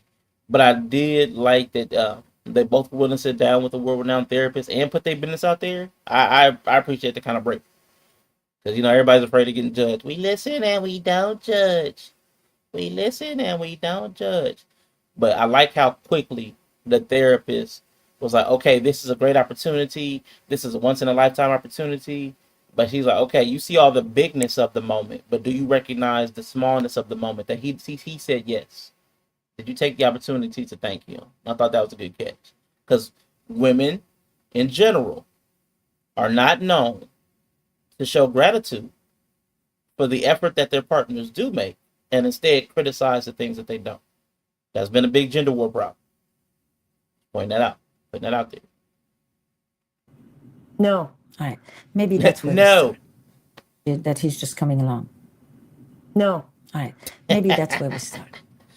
Yeah, I am shocked, and I do appreciate that you That's actually tough. It is tough. Because God forbid you recognize the And things no he is. strong. Yeah. Yeah. And I think that's part of the gender war too. There's a lot of expectations on men. Like you're expected to show up certain ways. And it's never like when you show up, it's because you chose to show care or respect or love or anything like that. It's expected. And I think that's what a lot of dudes are having an issue with. We went along with this. I'm very curious as to your motivation. No, no. So it's kind of funny you No, we're mentioned going to that. do this differently. One moment. Is okay? Hmm? Because you just did what you typically both do. In this case, it's you, could be him. You explained yourself, you justified yourself, then you told him why he should appreciate what you do. And the piece that is missing is actually just simply, I know whatever I did, and whatever you may think about it, it really means a lot that you're here. I appreciate you actually doing this. Yeah. Great. Why do you think when the therapist redirected her back to showing gratitude, why did she get emotional? She probably just not, it's probably a bunch of stuff she not used to being corrected. Vulnerable. And it's probably it's probably like the correction and like seeing herself through the correction. Okay. That could make you like kind of emotional if you've never had it kind of done before. Okay. So when women are being held accountable, it could cause an emotional reaction. Yeah, like if you're not used to it, because a lot of people are really permissive and don't correct or don't know how to do it like in the proper way. So it's just a foreign experience, I think. And if you're with someone who already like a therapist or like a doctor, you know how it's different if a doctor tell you something wrong, or you know someone who this is their expert. She's world renowned, so that you are easier to be like, okay, you know. So it's really intense. Yeah. Okay. Sometimes if you've never had that experience, because most people I think haven't outside of parenting. Like I don't think most people expect it or have it in their relationships. So as far as with the gender and when men came online to offer these type of critiques and accountability to women, and there was a reaction, do you think it came from the same place of just not having been corrected or corrected in the proper tone or way? And I'm not saying that I'm not saying that the guys online were correcting in the proper way. I'm just saying, well, that could just kind of be like, because it's so generalized. I think people are harsher when it's generalized, you know, and it's easy to say, okay, they just mad, they're venting. I think it's different than like having someone interpersonally who you know cares about you still correct you in like the right way and keep it the way it needs to be. I just think it is hard because once again, I don't think a lot of people know how to do that. You've been corrected by authority figures, but most people do not enter relationships seeing either person as the authority on the relationship, right? Like, I don't see you as the authority over me, and I'm not the authority over you. So I don't think that's a dynamic that most people, don't have in their romantic relationships. Yeah. Okay. That's why there's so many fights. A lot of fights. Yeah. Yeah, a lot of adults can't handle correction anyway. I've tried managing people, and even though I am the authority, they still don't want to listen. But like, you can forget about it in a relationship. Yeah, I just like the way this whole started, because it's like they started with the thesis statement pretty much that you can't love me the way I want. And I do feel like that's like the foundational thing of the whole Black gender war. Nobody's being loved the way they feel is appropriate. And I do think it's not lack of love, it's lack of love on the terms of the person speaking. Like if it's men speaking, we're not getting loved the way we want. If it's women speaking, we're not getting loved the way we want. But then we go into just gratitude, which is something that I think both parties are missing as well. Like there's not a sense of, and I've heard that too. Like everybody, we the people that grew tired of the gender war most quickly were people like, "What? Well, it's all negative. Where's the positive? Nobody talks about the positive." Now we understand positivity doesn't do numbers, but also there's a thing where we also don't really appreciate each other. I don't think we realize the small things or appreciate the small things that the other group brings to the table.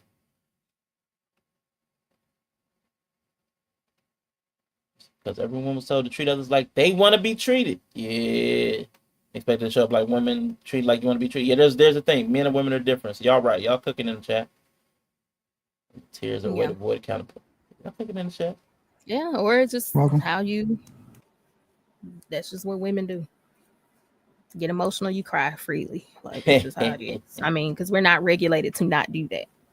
Yeah, that's right. There's no Right. social pressure for you not to cry, except I Yeah. would say in a professional setting. Right, in a professional setting, right. Yeah. I mean, and it's not, it's a sign of like you can't emotionally regulate yourself in a moment, or it's like when you get overwhelmed, you just cry. Like you don't try Yeah. to not do that because you haven't been told you can't do it. So Broken I think like you men gonna are broken. you're gonna see women cry more often than not. And some men get mad and frustrated Mm. and angry, like for the same reason.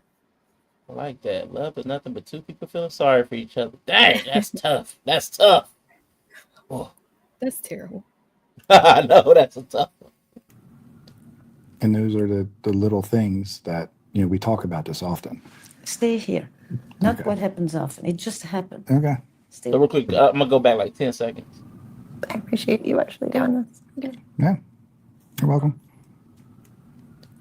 And those are the little things that, you know, we talk about this often. Stay here. Not Okay. what happens often. It just happened. Okay. Stay with that. And I would say that's something else that we do too. Even when somebody does show up properly, we never give them credit. We move on. We move back into our grievances. Yeah, we talk about this often. Yeah, we always go into the. I'm like, Jesus Christ. It's hard to get people to be in the moment, vulnerable, and their best self. It's hard to get that. Most people's ego won't let them collapse into the vulnerability of a moment when somebody's like giving ground and conceded. It's so tough. So I mean, it's interesting. I know I throw things at you all the time, and I'm spinning. Mm-hmm. And that you thought this was another spin. And I appreciate you just going with it and not saying, F you, there's no way. You're out of your mind. You're crazy. You know, I do appreciate you just going along with my crazy for once. Yeah. You're welcome. I know. It's okay.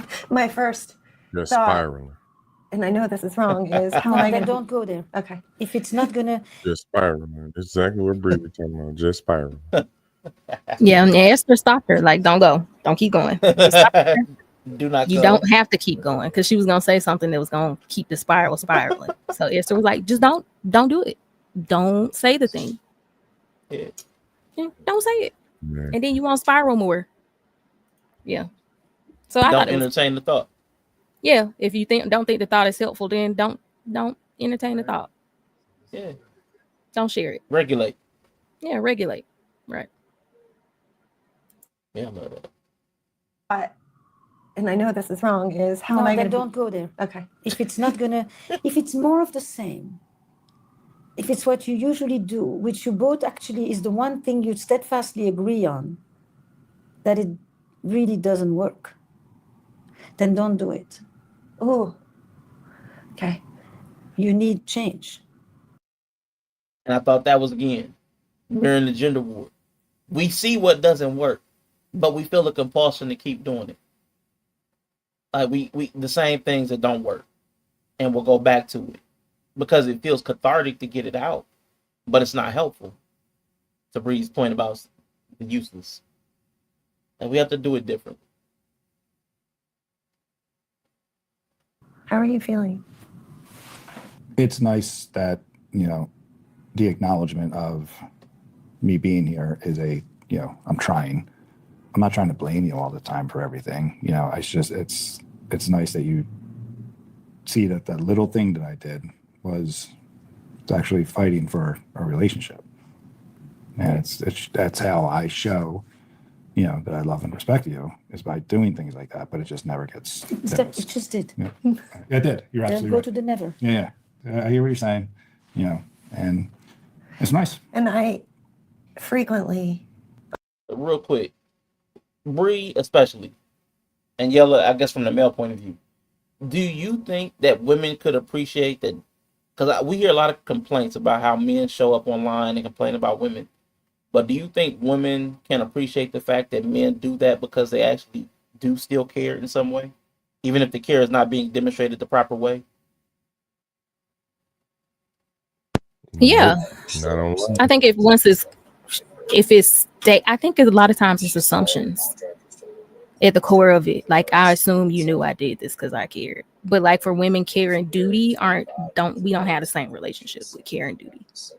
So I don't think we would assume that sometimes if it's not explicitly taught to us that way or said to us at some point that way. I don't think we don't just make that assumption. Yeah, You said nope, I Yellow. totally agree. Yeah, no, it's not in this space.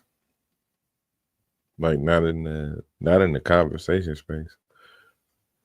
I mean, it'll have to be like individualized because it's too much reinforcement on the other end. You know what I'm saying? It's too much.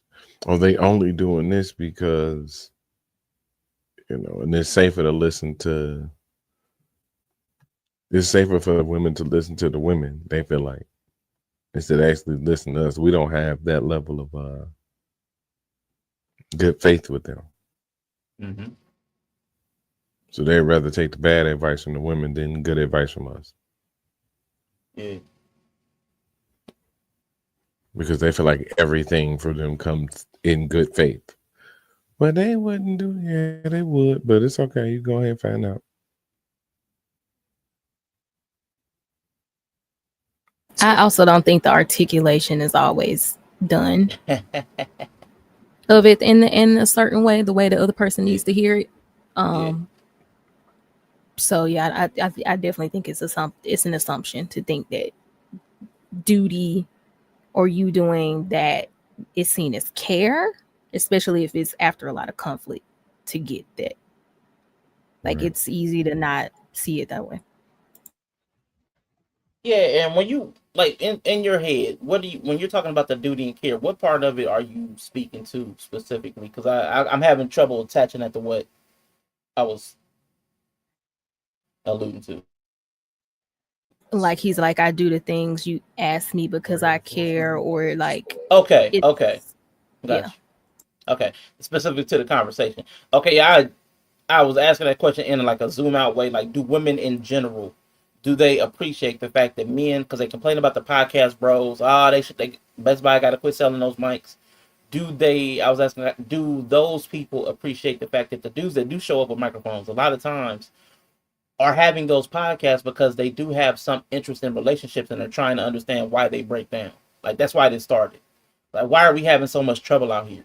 Like, the whole red pill sector is, I want a relationship, man, but these women are tripping. Like, I want a relationship, but I can't find it. And then they start shaming, like, oh, these incels. Incels are dudes that want a relationship, but involuntarily can't find one. So, like, it's met with derision. It's met with mockery, as opposed to, like, I see a lot of dudes that are hurt. I mean, who hurt you was a mock. It was like, who hurt you? You're hurt. They could recognize that these men were hurt. And asking who hurt you, okay, that's fine. It became a joke.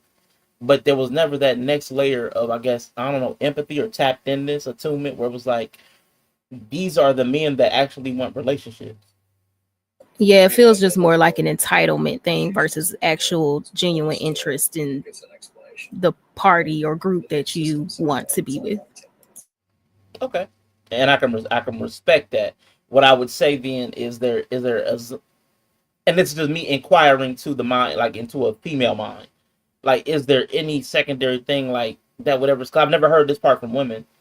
You guys want relationships and you feel entitled. I've heard that part, but I've never heard it say, instead of expressing this entitlement, it would be more palatable or appreciable if you was this way.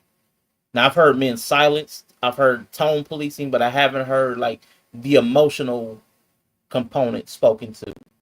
Like, okay, we see that you want relationships, but I've heard it. I've heard the entitlement. Oh, you guys are entitled, and then it's dismissed. You're not entitled. Nobody's entitled to no relationship. But I deserve a good man. Oh, now that's me. That was me. Let me slide that part out. You're not entitled. Nobody's entitled to a relationship.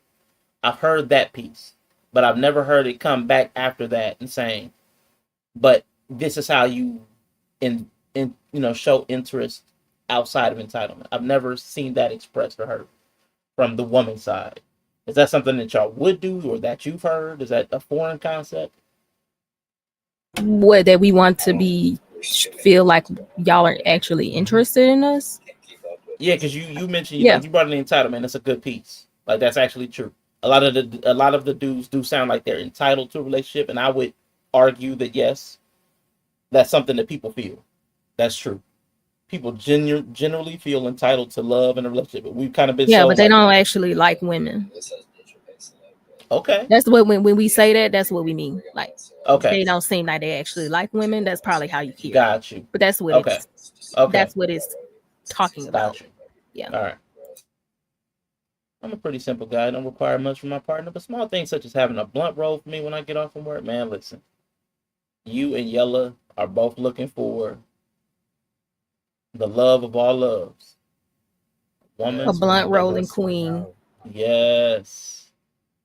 A blunt roller. Yes. All right, let's get back to Esther. Only see Yes, things sir. through Say my that shit, lens. bro. Like he didn't. Yeah. And it's hard for me to see, oh, he did. Right. Because he acknowledges that I'm asking for this and that He said more to you. He said, I'm fighting for our relationship. oh, but I hear that, but my brain immediately goes to the other things that I'm 300,000 not things showing that you. you're not. And that's, I think, my acts of service and my acts of showing love and respect, you don't receive because you just think that is like, I guess, like baseline, like that's like entry level, you know? Yeah, And I understand. like I guess you would call it quote unquote love language is like being wined and dined and lots of attention being spent, affection and, you know, that kind of stuff. And I'm more of a service oriented person, you know, fixing your faucets. Still got to do that. I get that. But I was raised, you know, those were the things that were done within a relationship that show, you know, love and respect and care for one another is when you're doing, it's just the everyday mundane things that to me show the most. I don't think to take you, you know, on your $600 dinners and, you know, that kind of stuff. To me, that's, you know, that doesn't really show. Anybody can do that. You know, it's that's not a shared thing that you want to do. But right. going back to No. Before she corrects that behavior again. Again, something else that we heard online as far as what care looks like. And a lot of women are brought to the table like what kind of dinners you could take me on, what kind of stuff you could spend, blah, blah, blah, bags, this, that, and the other. The extras, the amenities. Yeah.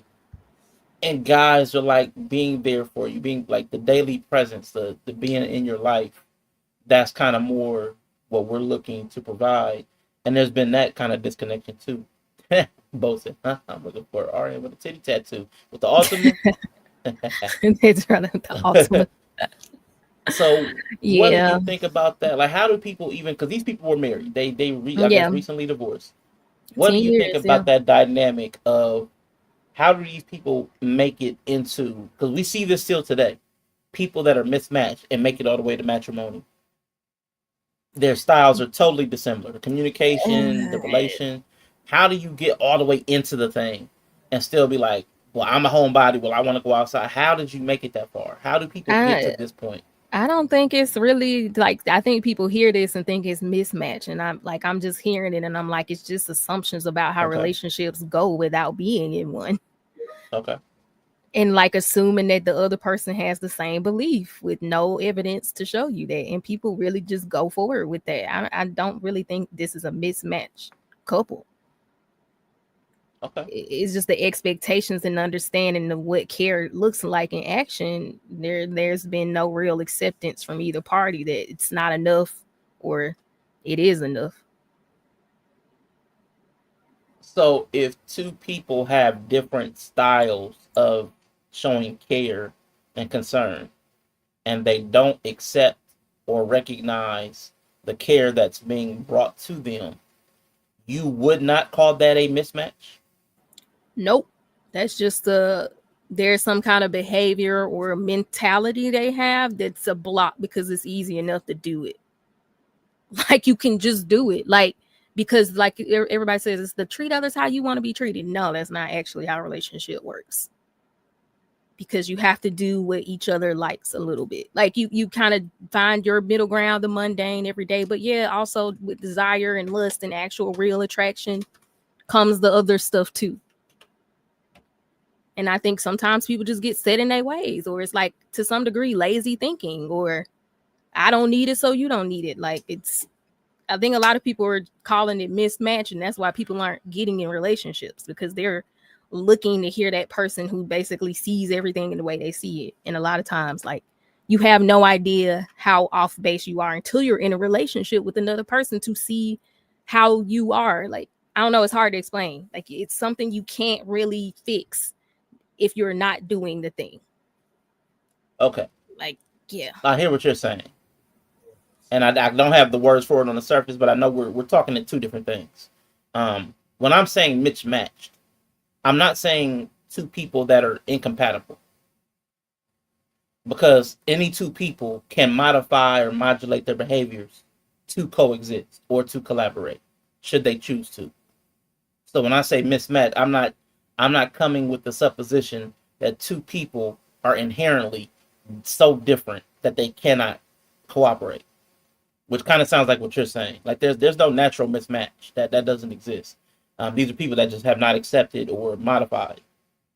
What I'm saying is that they're having a clash. That's the mismatch. There's a clash of styles here. One person wants to receive gifts as the love language, gifts, and he's trying to provide acts of service. Those two don't match. That's when I'm saying mismatch. That's what I'm saying. They missed that match of that style in that one domain, the acts of service versus the gifts. So that's they didn't see it, but now that they're aware of it, they can simply now they can modify. Yes, right. Now they can modify. Now if they're unable or unwilling to modify to meet each other's spoken love language once it's been understood, then they may be incompatible, and not because they are inherently incompatible. It's just they've chosen the other person is not worth the effort. Yeah, right. The stubbornness, like both saying. Yeah, facts. Because I'm sure he said that. I'm sure this has come up. Like, yeah, it's come up. You want, and then I know a lot of men like this. You want the everyday stuff you do to be enough. You want the everyday stuff you do to be enough, and that's not me saying that it's not. Like, it doesn't have to be inherently or not, but that's just not how women see it. Like, typically, it's like it's the other stuff. It's the flowers. It's the romance. It's the romance that like helps get us going. And that's why I said I think men just have a different relationship to duty than women do. Like, I just think that's kind of it. That's true. Of it. Because it's almost like, it's like adulting for us. Like, okay, you're adulting, so I'm supposed to see you adulting with me as this romantic gesture. And I'm not saying that it's not, but that's kind of how it feels. Like, I'm supposed to see you doing, like fixing, taking out the trash, and like, you literally going said to that work. It wasn't, and then I'm not saying that it's not, but it is. No, I'm accepting that from men's point of view that's it's different, but like I don't see it that way, because it's like you would be doing that stuff even if you weren't with me. So then how am I supposed to see it as wrong? Like, if you had your own place, you would have to take out your own trash. If you had your own but place, it would overflow. You have to go to work. Maybe it would, but it's like, you know what I mean? But that's like the stance is like, if you're doing things that you have to do as an adult anyway, who has a place that they stay in, how can I possibly look at that as romantic or special to me? It just feels like you be doing that with anybody that you're with or by yourself. So I think sometimes that's the hard part about it. No, I'm with you. I get that. And shout out to Yellow's glasses, man. Even when he ain't saying nothing, it looked like he just made a really good point. You know what I'm saying? The glasses. Sometimes you just gotta look stern. You know what I'm saying? Just gotta look stern. Give an approving or disapproving. Then if I was just sitting there, I was just like, I'm so disappointed. Right. See? But that man really said that him fixing the sink, like, we talking about romance here.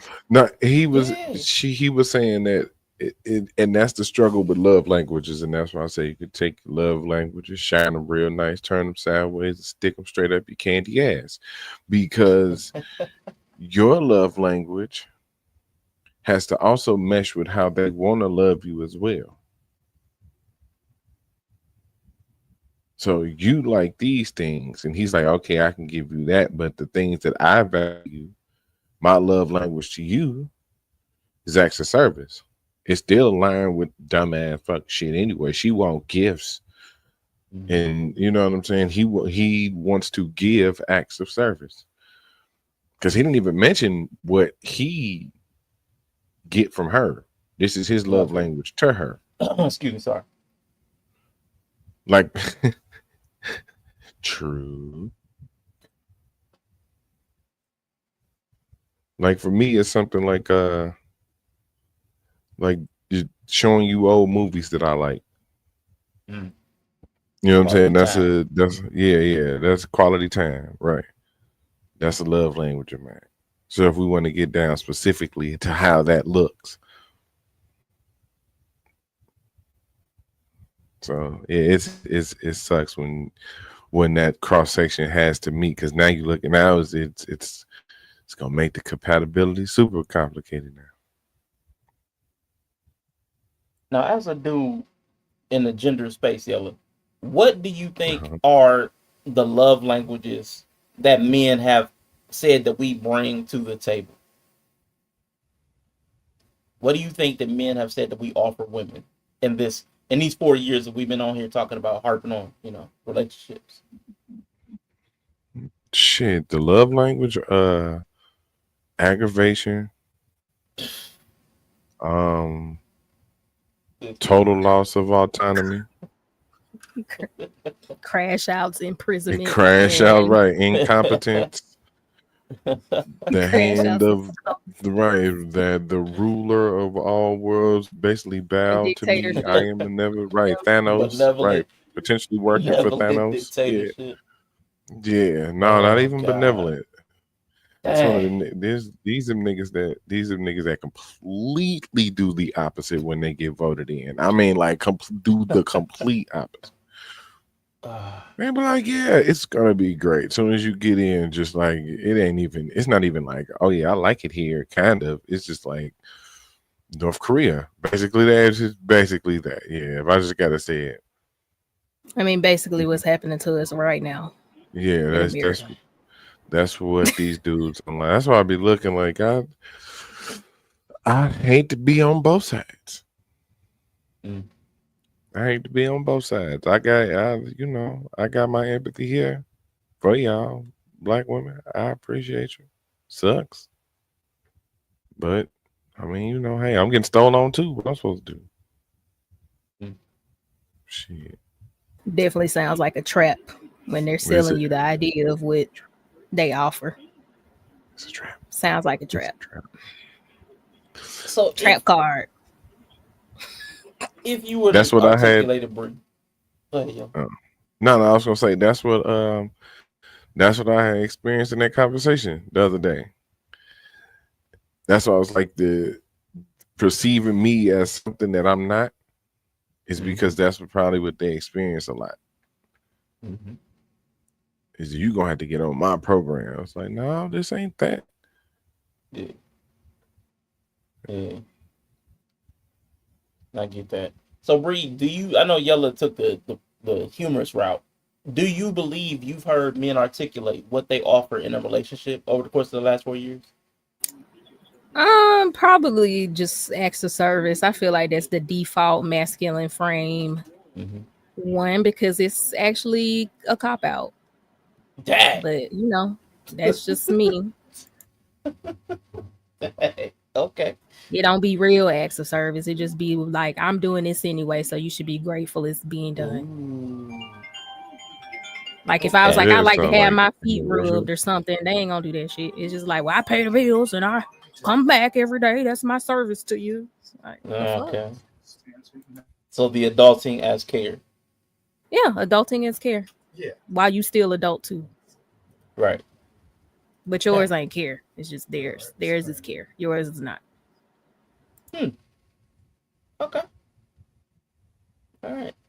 No, but I'm not allowed to say that. Okay. it's not that you're not allowed to say, but you're allowed to say anything.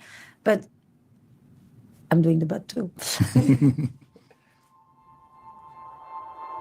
When people are trapped in the back and forth between blame and defensiveness and attack, when they actually acknowledge something, what they've been asking for is actually right there.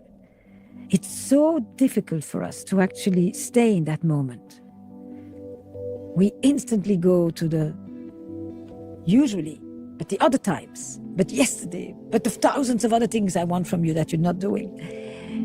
I think this session is a session that everybody can relate to. We've all done this and been there, some version or another. Yep. We start by creating a different quality of listening. You both say a ton of things, but you don't listen well. Oh, she said black men and black women stay talking, but ain't nobody listening. Yeah, listening is not easy. It's not. It's really not, because nobody do it. So why would we assume it's easy? Yeah, that's real. Why do you think, as far as like the gender war space, why has it, with everybody talking, like everybody got a podcast, Mike, the men, the women, the children, everybody got a podcast, why has it been so hard to hear what's actually being communicated? Because people will actively gaslight you to not believe what you're hearing. Like, because they don't like how it makes them feel. Yeah. Even though they the one saying it. You ain't never had a conversation about it. You be like, well, I hear you saying this. And they be like, I'm not saying it. And then they'll say it another way. You like, yeah, that's still the same thing. That's what I still said. saying. Yeah, I hate that. Yeah. But people will tell you that that's not what they saying when you be hearing them. Yeah. And so then you be like, well, then I don't know what you're saying. And that's, yeah, you going to do that for a couple years. That's relationships. I mean, it feel like you saying I did this. I'm not saying that. Okay. So, but then you can't tell me what you're saying. It's not what I just said. Okay. So let me ask you this, because we've seen it demonstrated. I've seen it from men and women. Yella just had a demonstration with the lady where they're communicating something, but they don't themselves know what they are communicating with their words. Like they're using words to say something, but they don't understand what it indicates, what it infers, what it carries with it. And I would say men do that a lot of times too. So why do you think a lot of times we're so out of touch with what we're actually saying? Why are words coming out of our mouth that are divorced from the actual thought or feeling that we're having? Like, how can that happen? People aren't connected to their feelings, and also people don't like being challenged and haven't been challenged even outside of relationships. If you don't have somebody who can challenge how you talk or challenge what you say, you're not gonna learn to take. It's hard to be challenged. That's why that lady started crying with is to challenge her. And some people will crash out on you if you challenge them. Man, it's really hard to challenge people safely. It's really hard to do it if they're not used to it and they see it as trying them. You might get hit. Man, just saying, it's crazy, but it's true. I respect it. Man, you trying me? I mean, you feel trying I'm not sure.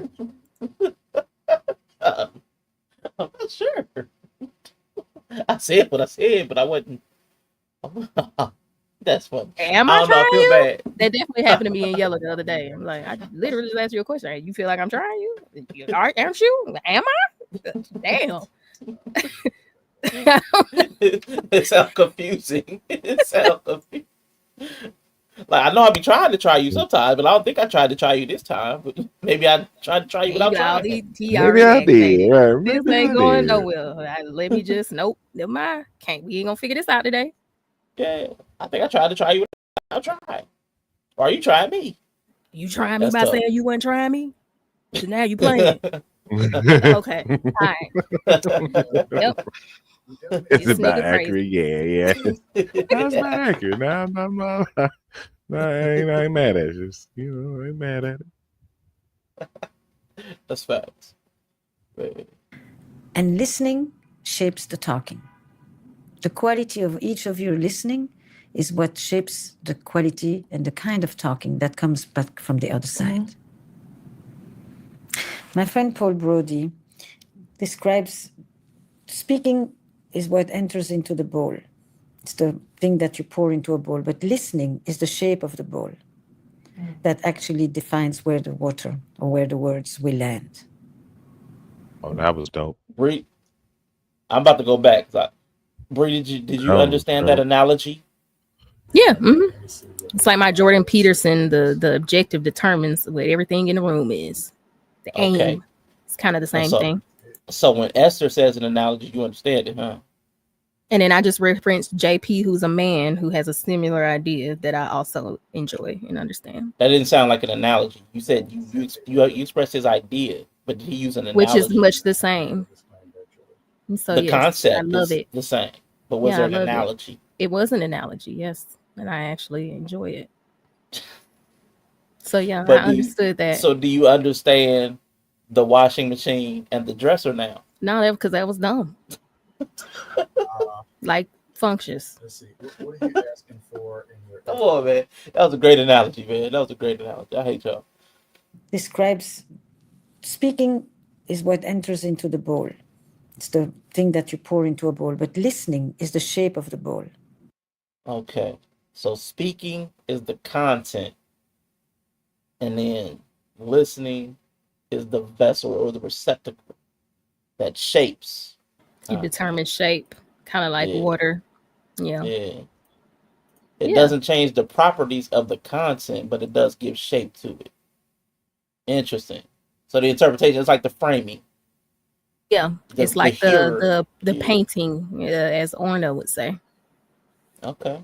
All right. I like it. That actually defines where the water or where the words will land. So said in another way, he says something, how I listen to it, interpret it, understand it, internalize it is what is important there. Essential. And vice versa. Right. So before we do this loop, something that I want to clarify. And I like that because I do think that's a lot of times what happens with the online conversations. What's said, it may not, it'll be emotionally charged, but it won't be as bad as we take it, including like the straight men are a red flag. You know what I'm saying? You gotta get it inside. There's some times where we take some things and we pour them in a way that it's probably a little. I put it into I don't even know what the bowl would be. It would just be like a outhouse toilet. Y'all put it in. Want me to drink that? Man, I get it though. It is funny because people will say something and you know it may not be their intention, but you'll take it away. You'll paint it with your experiences, and it's not always fair. Sometimes it's fun. Sometimes it's just a feeling. In a relationship is completely tiring. Yeah, it's cool with people, like conversation, blah blah. But in a relationship, I think it's a little hard. Well, for me, I like to carry on, but I know men, it's really hard to. I'm not talking about feels like everything is amplified when y'all are intimate with someone or connected to them, or really actually care about them. It feels like it's amplified. I think there's more. I feel like there's more weight on men, in a relationship, and not necessarily coming expressed from the woman. There is a feeling that men carry the responsibility of performance, and it's unspoken. There's no rule book. You're not going to find a TV show that says it. You're not going to find a podcast that says it. It's like it's kind of like the beauty standard for women.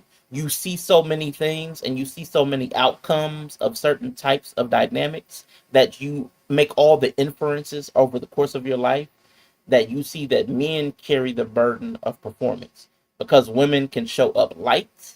They can show up crazy, chaotic. They can show up all kinds of ways and not carry the burden of performance in that realm. Like, okay, there's a man and a woman. She could be crazy, and he's supposed to deal with it. She could be emotional. He has to deal with it. She could be cold. He has to deal with it. She could be distant. He has to deal with it. There's always a justification for how the woman shows up within a man and a woman space where he has to deal with it. But he can't have that same kind of latitude. That seems to have been demonstrated over time, but we just have accepted it, and it's been encultured with nobody explicitly saying it. The closest anybody comes to saying it is happy wife, happy life, which means you're going to have to dismiss some of the things that you, or maybe everything that you want. Yeah, I mean, you don't really exist in that dynamic, actually.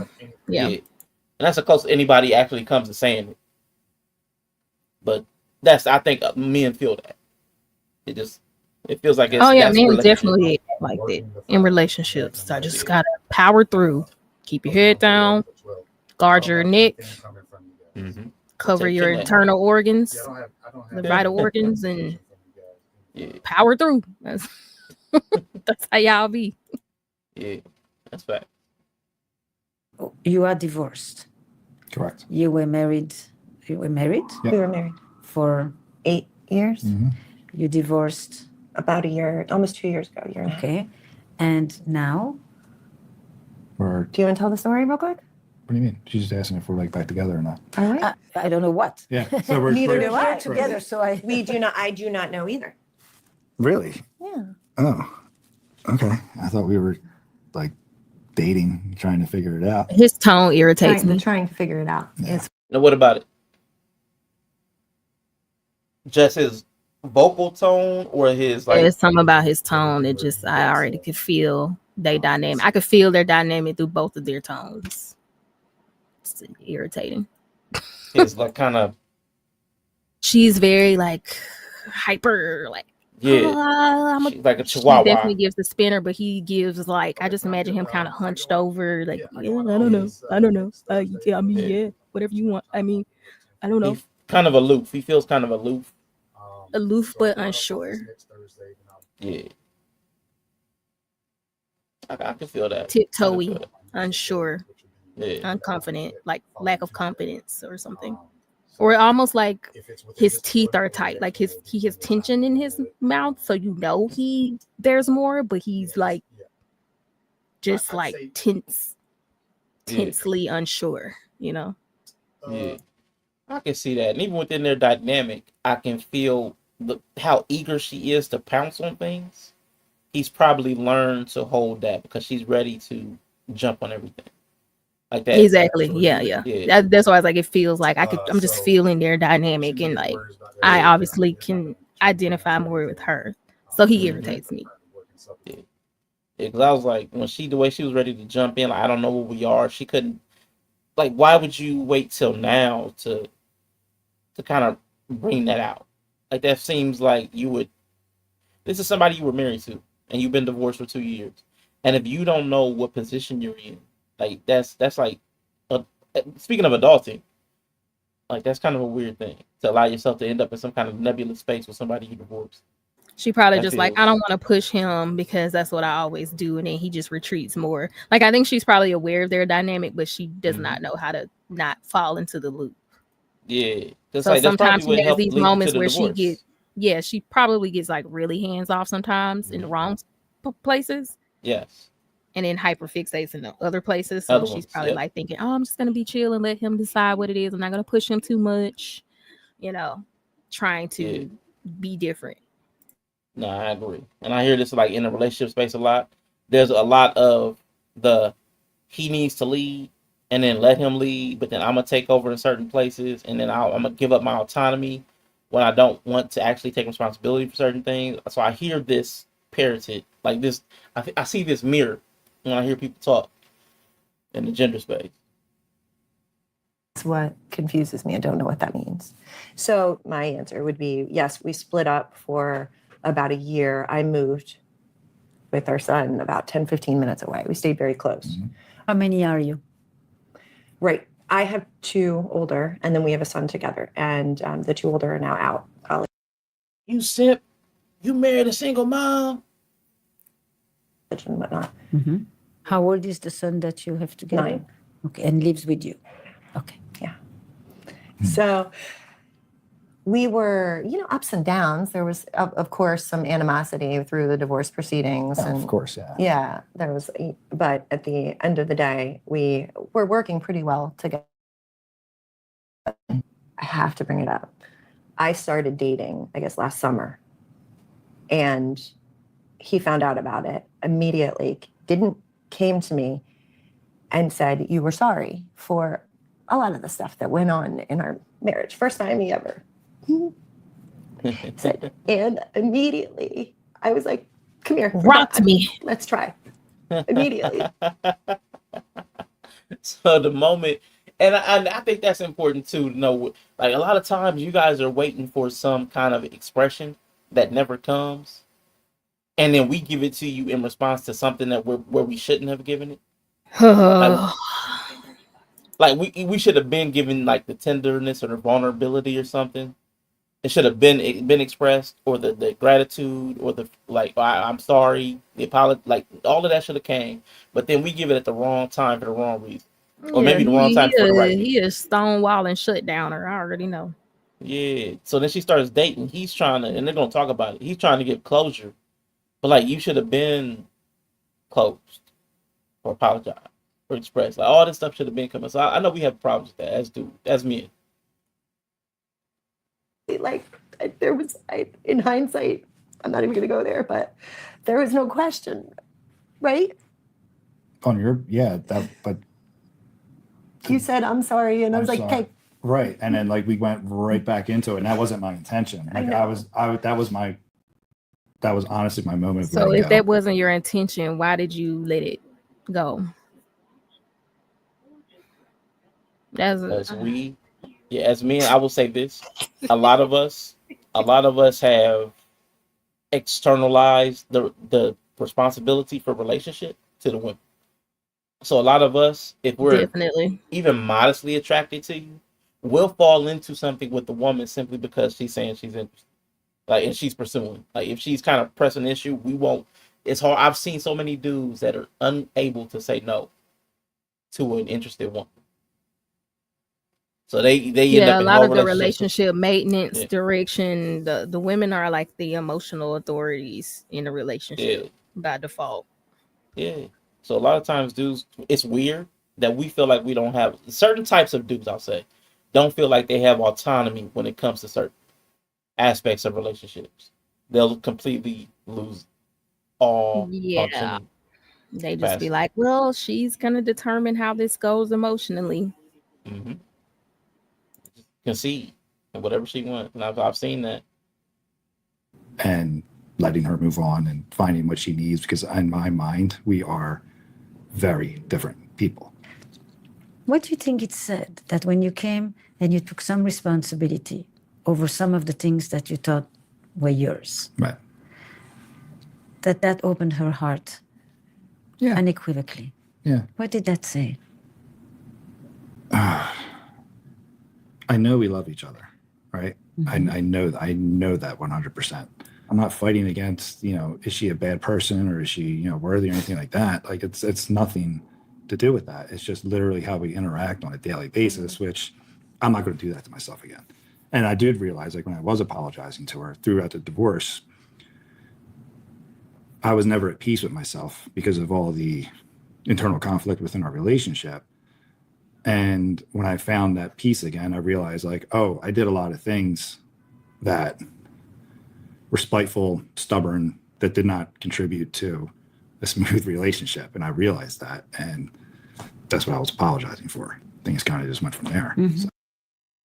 And I like that because I think a lot of dudes don't understand we are acting out of a lot of spite, hurt, resentment that's built up that do not facilitate good relationships. Just be passive aggressive and angry, and we can feel it too. And stubborn. Yeah, why are you so angry? I'm not angry. Okay. And I mean, there's truth to that. There's truth to that. Like you don't like me. Mm-hmm. But that's what I was gonna say. He found peace after the divorce. And he was like, we're very different people. And I'm not ever going to allow myself to go back there again. But then he's allowing himself to be in this nebulous dating space, which is also, I think, true of the gender thing. Like we were talking about, the same gender loving but the opposite sex attracted. There's something between black men and black women. They're very different, and they seem to work better apart. But then they still want to date. They find peace separately, but then we want to conjoin because of some other feeling, and we end up in this nebulous space, situationship, and it's undefined. Yeah, because you don't really like her. Yeah. That's why you don't want to take her out to $600 dinners. Like, boy, shut the fuck up. You know that ain't what she talking about. I can't stand when people do that. Like, I can't stand when people do that. Esther would have had to whoop me. But yeah. It's like, well, maybe she just wants you to bring home that thing she like. Yeah. Like, for me, it's hot wings. Like, I like gift giving. I'm a gift person. But they don't mean it have to be like Chanel. It's just like, oh, I was out. I know you like hot Cheetos and orange Fanta around certain times of the month. So I brought it home to you. Like, that's a gift. Yeah. Like, that's it. Now, let me ask you this. Let me ask both of y'all this and anybody in the chat. Because this is where I struggle. Because I cannot relate to this. I have never had anybody in my life that I've ever spent any significant time around where I did not start to pick up on some of their quirks, likes, attitudes, behaviors. You start to learn the people that you're around. So when I hear dudes say, or when I hear women complain and dudes kind of verify with their follow-up that women have to explain every single thing that they like, or they've got to list it or ask for very specific things, after certain times in a relationship, for me, that's unacceptable. Like, if you don't know what I like after a year of being around me consistently, like you don't have a vague notion what my favorite foods are, what my favorite colors are, what my favorite sports teams are.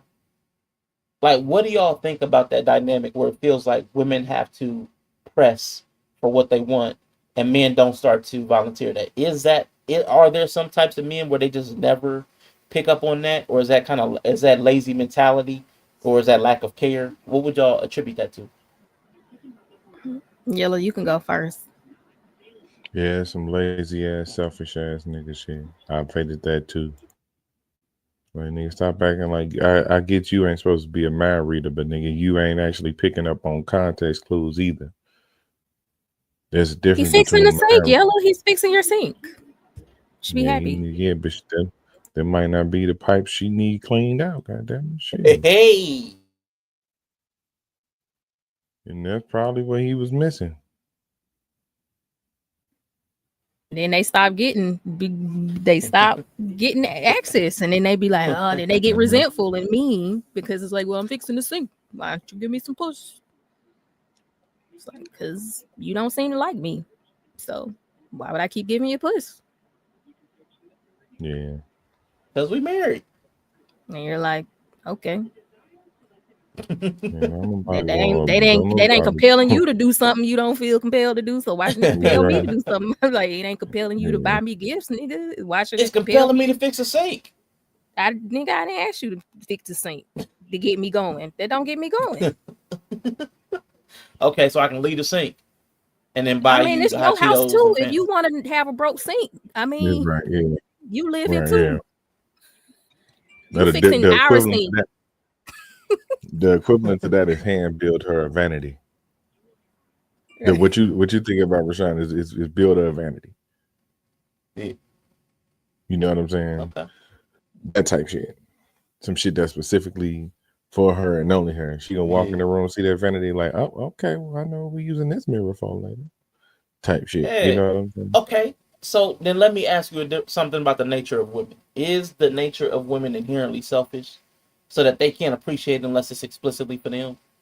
Because on the opposite side, if she came home and did something for everybody, most of us appreciate that. Like, everybody got a meal, man. The fact that I got to benefit from something that everybody benefited from, the fact that I benefited, I can take my piece of satisfaction from that.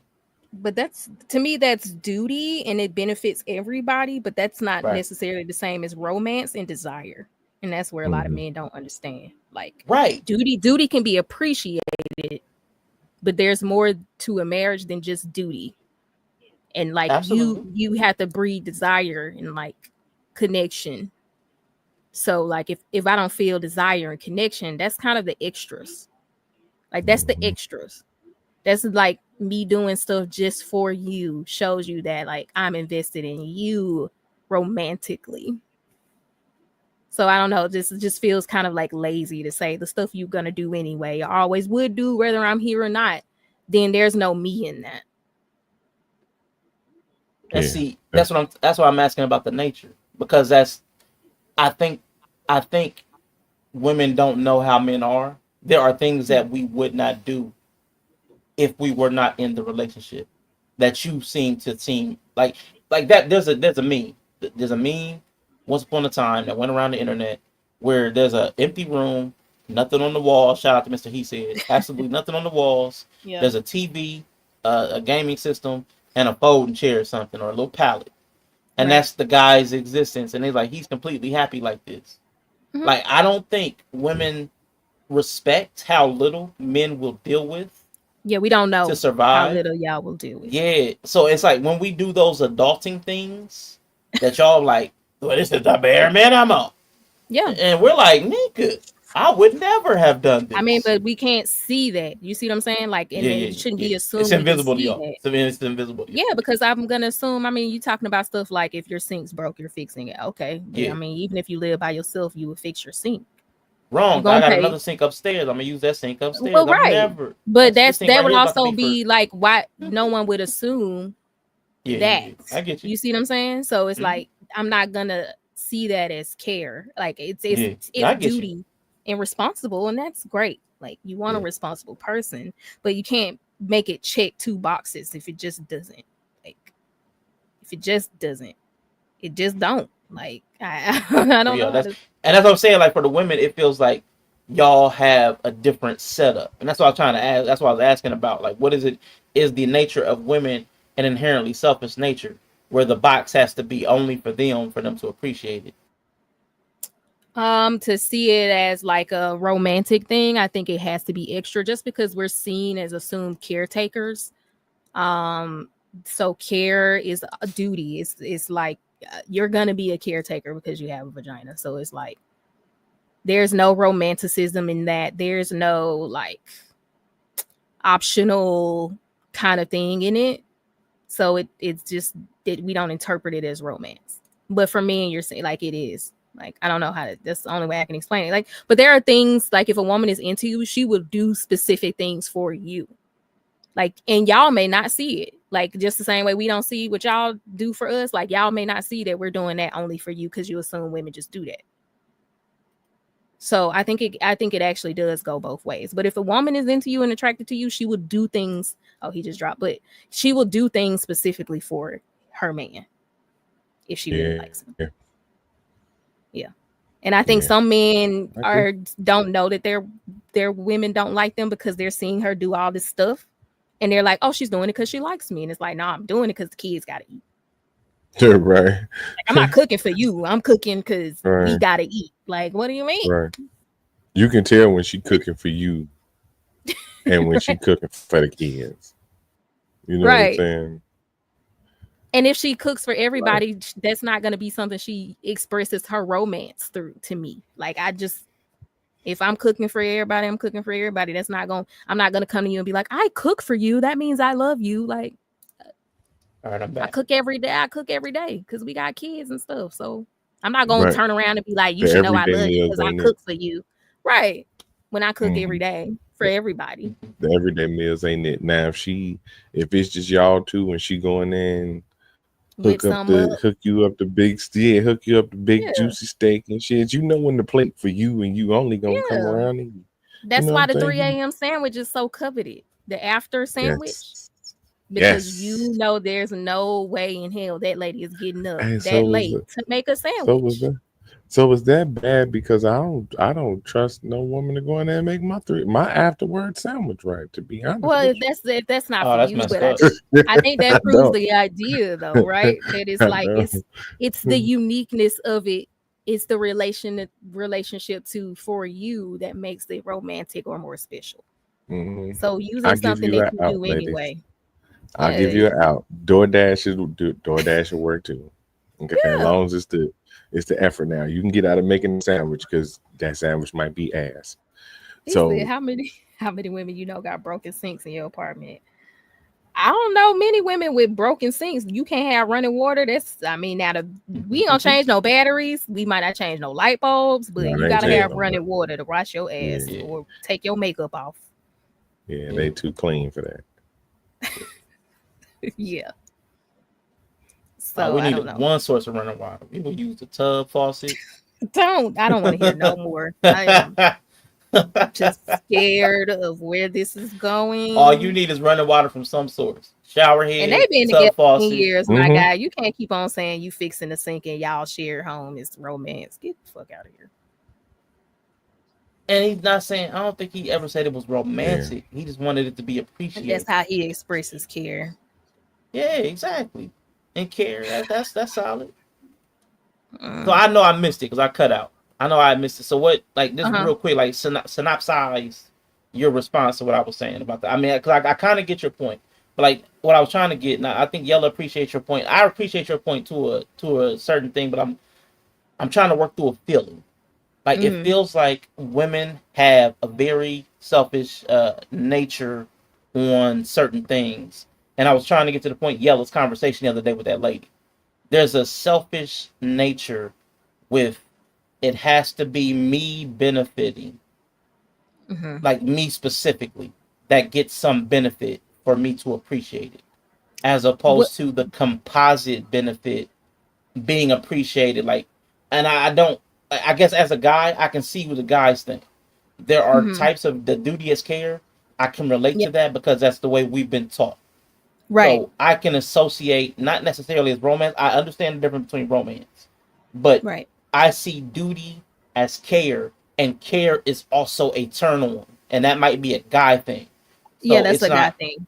Yeah, so it's like when a guy sees the woman or the wife even taking care of the kids, it can be a turn on. Like, my gosh, she's such a good mother, and I love her, and I just want to go over there and grab her right now, and I want to put the kid in the pen. Yeah, most men do. Like, they do. They get turned on when you're cooking. They come over there and grab your booty and stuff. I'd be like, don't fucking touch me. Ha! So, like, that's what I'm trying to get to. Like, find words for it. Like, what is that difference where we can see? No, he disappeared. Oh, he gonna drop again. Oh, he's still here, but it sounds like his mic doing something weird. Unplug it, plug it back in. Go ahead, yo. Please turn off your device and turn it back on. It's like on the what was the movie Skyscraper with The Rock? Did you turn it off, turn it back on again? Thank you for calling AT&T Technical Service. Oh my God. You know, when they answer the phone, I'd be like, don't tell me to turn it off, turn it back on again. Crash out. I already did that. I know you don't think I'm calling you and I didn't even turn it off and turn it back on. I'd be like, don't say that to me. Go on to line 5 of your brochure. Do not say that to me. I'm a crash out. I hate when they do that. But what do you think about what he was saying? Like, care duty is a turn on for men and it's not for women. I mean, it is, and it might just have to do something with like that. I don't know. It might have to do with something like internal, like animalistic level type shit. Yeah, I think so. You know what I'm saying? Because women know once we become moms, we're gonna be caretakers. Like, care is not something you choose to do. Right. And I would think even more so it would be attractive, especially from Black women with the adamant and emphatic emphasis on saying that they ain't gonna do that shit. Like, they don't really want no family. So to actually see them do it, it's like, okay, this is nice. Right. I mean, they like it. But I mean, I think that's the duty because men aren't assumed. I don't think y'all grow up providing. Y'all say providing, but a lot of times they're specific. But like, providing is kind of, you know, the thing. But yeah, I think Rashawn's right. Like, I think care is a turn on. Care and duty is a turn on for men. I think I've had that conversation with King. Like, I know duty and providing and all that stuff makes you feel fulfilled. It does not make me feel fulfilled. So, just, I don't know why. It just doesn't. Mm-hmm. So I have to have the other stuff. Because it, like, doing care is not a sign of, I think women are more like a Denzel on Fences. Like, I take care of you because I love you. It don't mean I like you. And I think that's how we are. Gotcha. It's like a delineation. So I can care for a lot of people I don't like. Like, I can care for anybody, So I don't know. It doesn't. Oh, he roboting. Oh my God. I did hear the oh my God though. Oh my God, sound like that song. But yeah, but are men that way? I don't think men are compelled to care for people they don't love. Not really. Don't seem to. I mean, not in that sense. There's like philanthropy and shit like that, but then like on that type of level, no, not really. Yeah, men ain't really signing up to wipe the ass of people they don't have no responsibility to,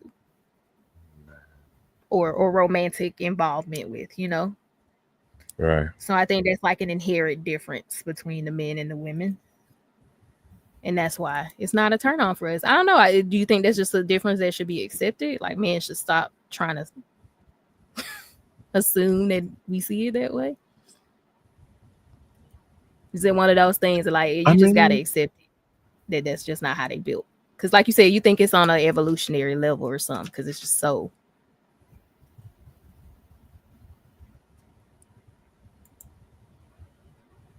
I mean, to me, it definitely feels that way, because it's. I don't know if it's something that we just gotta. I think it is though. I say it. It's basically something we gotta accept. We just gotta roll with them punches. Because ladies, you gotta understand that we like that shit. Yeah, we like that. Shit. It's just like an easy package. It's more packaged together for y'all. It's actually easier. Like, maybe y'all leaks are like easily checked off because you're already gonna have to do care anyway. And they're just like, yeah, this is great watching it happen. So you're like, oh, 2 birds with 1 stone. Like, that's kind of how y'all are. But we not that way. So. Yeah, no. Yeah, I hate that shit. He said, I hate it. You can't get the double check. Sorry. We just not built that way. So, yeah, I think it's just something men have to accept. Stop trying to pretend that you fixing the sink is romantic. I mean, it may make you feel it's like, oh, he loves me because but I don't know. Love doesn't necessarily mean you also lie or jump. Well, maybe men don't. No, a lot of men don't like their wives. So I think we're talking more about the like here. I mean, yeah, a lot of men don't. I didn't heard some men on TikTok talking about, I love my wife, but I don't really like her. You become unlikable. Yeah, I mean, through the course of marriage, I think both parties can have that moment where they don't like each other. But that's what I'm saying. I think we have language to explain what we're talking about. Like, you could do a lot of stuff because you love someone, but that does not mean you like them in a relationship. So I don't know. So what we're talking about is the stuff you do to show somebody you like them. And a lot of people get lazy. Like, if she like flowers, I got different flowers. Yeah. And but a lot of men also want to express the stuff they would like to see. To feel, I think men, I don't know. Part of me just believe men would like more, but y'all just don't want to ask for more because women always have reasons why we can't step up. Man, man. But I don't believe that y'all inherently wouldn't like more romantic gestures from women. It don't have to be the same thing. Like, I don't think no dude's like, I want some flowers. Maybe he do, but I'm just saying, like, I do believe outside of care that there's more that y'all would like to see, and it's proof that a woman likes you. but y'all just don't ask for it. Y'all don't come in thinking y'all gonna ask for it. So I don't like. I was in Pilates with a woman. She was having her like 15th year anniversary or something like that, and she was like, she never bought her husband a gift for their anniversary, but he always gets her a gift every year. And then my Pilates instructor was like, you should give him a gift. Like, what are you talking about? And she was like, what should I? And she Just like, never he even never asked. She was like, he never asked for anything. And when I asked him, he selfish. say he don't want nothing. Yeah. Like when I asked him, he say he don't need gifts. He don't care for gifts. So I just don't get them because he told me he don't care about them. And then she was like, which goes back to that thing I say sometimes when people ask you stuff directly, you be like, no, I don't want it. I don't want it. So it's like, I mean, what? I don't know why you would tell somebody you don't want no gift. I don't know. But what you think? He might not want it. That don't mean he wouldn't like a damn gift. A lot of people don't like surprises, but when they get the surprise, shit. Is a person wrong for just believing you? Like if you say you don't want one, it's like, okay, well, I'm not gonna force you to. Yeah, because it's selfish instinct. Like it's selfish. We talking about gifts. If he said he ain't like mushrooms or some shit like that, don't get him mushrooms. Everybody like gifts. I'm sure there's if she bought him a car, he wouldn't be mad. If he bought like, you know what I'm saying? If he that type of dude, no, I don't like gifts. Okay, cool. I bet he got a hobby that if you bought him something related to that This what hobby. ended up happening because he say he don't like gifts. And we was like, okay, well, you're going to get him a gift this year. So we was in Pilates and we was like, what he like to do? What he into? She's like, well, we don't have the same interests. So I don't really know what to get him. And I was like, okay, he ended up being an anime video game guy. I said, I got you. She was like, he play video games. I said, what he play? She was like, he play PlayStation. I said, get him a Pro Controller. Bam. So she went right at the Pilates, got him the controller. I was like, let me know what he say. She gave it to him. She's like, oh my God, he was so happy. He was so psyched. He didn't know what to say. And I was just like, flabbergasted. She probably got knocked up. She probably got knocked upside the head, boy, that night. She probably got we ain't seen that ass since. Probably got folded up on the head, boy, that night. Goddamn. She might have died because I never saw her again.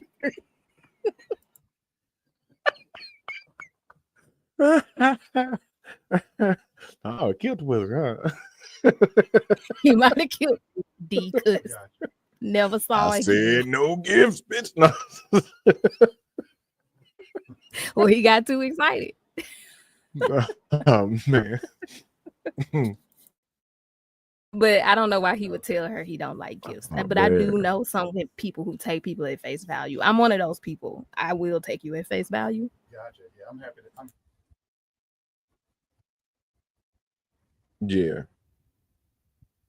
Oh, you don't need to have two women. Just like the things, same one that you love. Yeah.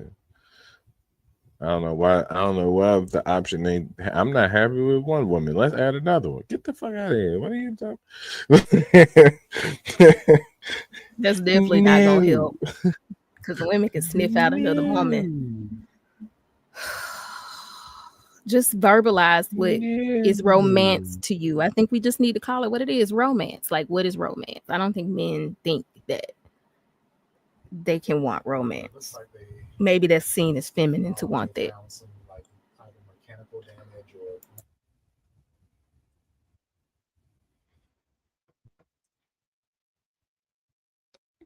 I was like, maybe he waiting on us to bring us. Oh, he could. I'm sure he can bring himself up. I wanted to see if he was ready. He might not be ready. What's that, brother? Nah, it looked like my connection just stabilized because the little thing went away. But I'm having. It looks like it's a Verizon problem because I don't have my cell service is completely gone too. That mean the president coming for y'all. As far as what man, something. So we're gonna go ahead and wrap my portion up. Y'all can chit chat if y'all want to, or I'm probably have to hop off. I don't know what's going on. We were just finishing. We were just finishing out this thought of like men being turned on by care and duty, and like women not being that way, and just. But I do think men do want romance. I just think y'all don't. I don't know if y'all just don't expect it, or y'all don't feel like it's something y'all can ask for, because we probably won't do it anyway. Yeah. But I found men to like. Apart. Yeah, I think I've found that men do like romantic gestures, though. That actually may be part like the evolutionary cycle, because that's all we're going to get. So like, there's a thing like that's why I feel like with the black woman, the loyalty, the race loyalty. There's a thing like to solve cognitive dissonance. One of the ways is to become or to accept the thing that's dissonant. So like if nobody else wants us, then I'm going to learn to love the one that does. So like the same thing with the romance. Like if women are not going to wine and dine us because they don't have resources, because they've been locked out of getting resources, then I'm going to learn to appreciate what they do offer. So then the things that women do offer then becomes the turn on. Like you learn to love what's available type joint. Well, she decided to come back to the cave with you and not run away, so you can be like, oh, she likes me. Yeah. Right? Is that she here? She ain't ran away. Yeah, she ain't ran away. Then she mean, brought me some grubs. She went under a rock and gave me a couple of grubs from under the rock. I got protein for the day. That's hot. Ooh. Yeah, y'all, yeah. Definitely caveman type beat. Definitely caveman type beat. But I think that's part of the problem, that y'all can't see romance. It's like outside of the performative kind. I don't think true romance is something that y'all are really good at. And that's why the longer term relationships kind of suffer with it. Now this is where we're gonna disagree. And we we passed 2 hour mark, time to crash out. And I already told you what female romance look like real female romance look like. Let's not go back down that road. I'm with you. So it's that toxic shit. It's that whole other toxic ass shit. What that mean? We had that conversation. Well, what you talking about? Yeah, about the oh, that's what it's about, baby girl. Oh. Well, yeah, I think that's a kink. Like that. Yeah, because I'm like, well, that's kind of a kink. Well, yeah, because I wouldn't. I don't think that's. I think that's seduction, not romance. Which I think seduction is important too. But I think there's different things, and there everybody has like a different recipe that they need. Like more seduction, less romance. More romance, less seduction. I think everybody needs a different template. But I hear what you're saying. Yeah. Oh no, I don't think a lot of people are exploring like true romance, and what I would describe it as just being seen. Like, but I understand that there has to be a certain relationship environment to breed that kind of being seen. Like, you can't be afraid to be seen either, which means challenged, corrected, called out. You have to have all that to have the real romance too. So I do understand why it's not happening, because you can't tell women nothing. Right, that's facts. Can't call her out, can't check her, can't do nothing. Which is why for a lot of women, yes, the baby girl dynamic does help, because it's almost giving permission for that. Permission for something that otherwise organically they may not allow. That makes sense. So I can see why they can be intertwined with it, because that's you on the other side. You do need that. But yeah, I think romance is just like paying attention to somebody and doing things that are specific, like unique. Who gonna check me, right? Like knowing she struggled with something like Rashawn, or just consideration. Yeah, I don't know. I don't think people are good at true romance, long-term romance. Everybody know the performative stuff at the beginning, but once y'all settle into monotony, it's just like, well, we just be here together, so this is great. Right. That's not gonna breed desire. What does romance look like coming from a woman?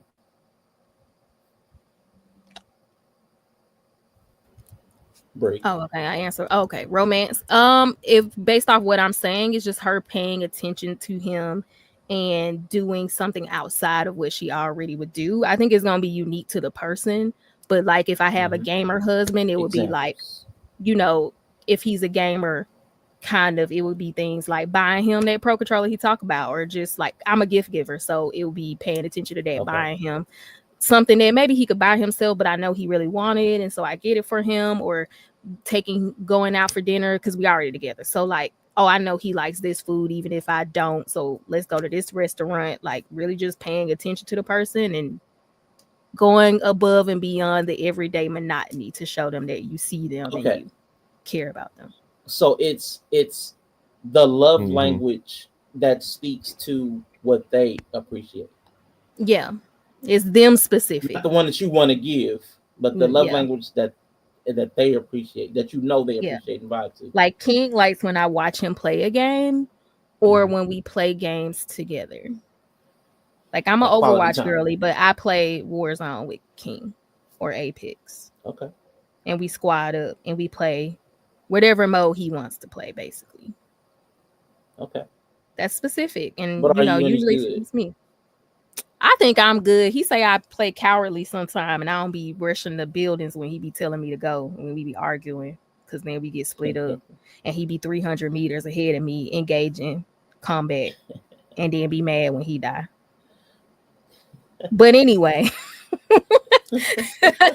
I feel like that's romance though, right? Like that's what I think when people hear romance, they think it's wine and dining, but it's like it's specific to the person. And if you don't have that, then you're just doing the monotonous stuff. It's very specific. Yeah. Like me cooking dinner is not romantic. Even if I bring him a plate, like to me, that I didn't do anything. I don't feel like I did anything. But maybe he does, because he's like, oh, I don't have to make it myself, you know? Okay, yeah, so yeah, that's romance truly. Like, and it's really simple, but people make it really hard. And people act like they don't know. That's what love language really is supposed to be about.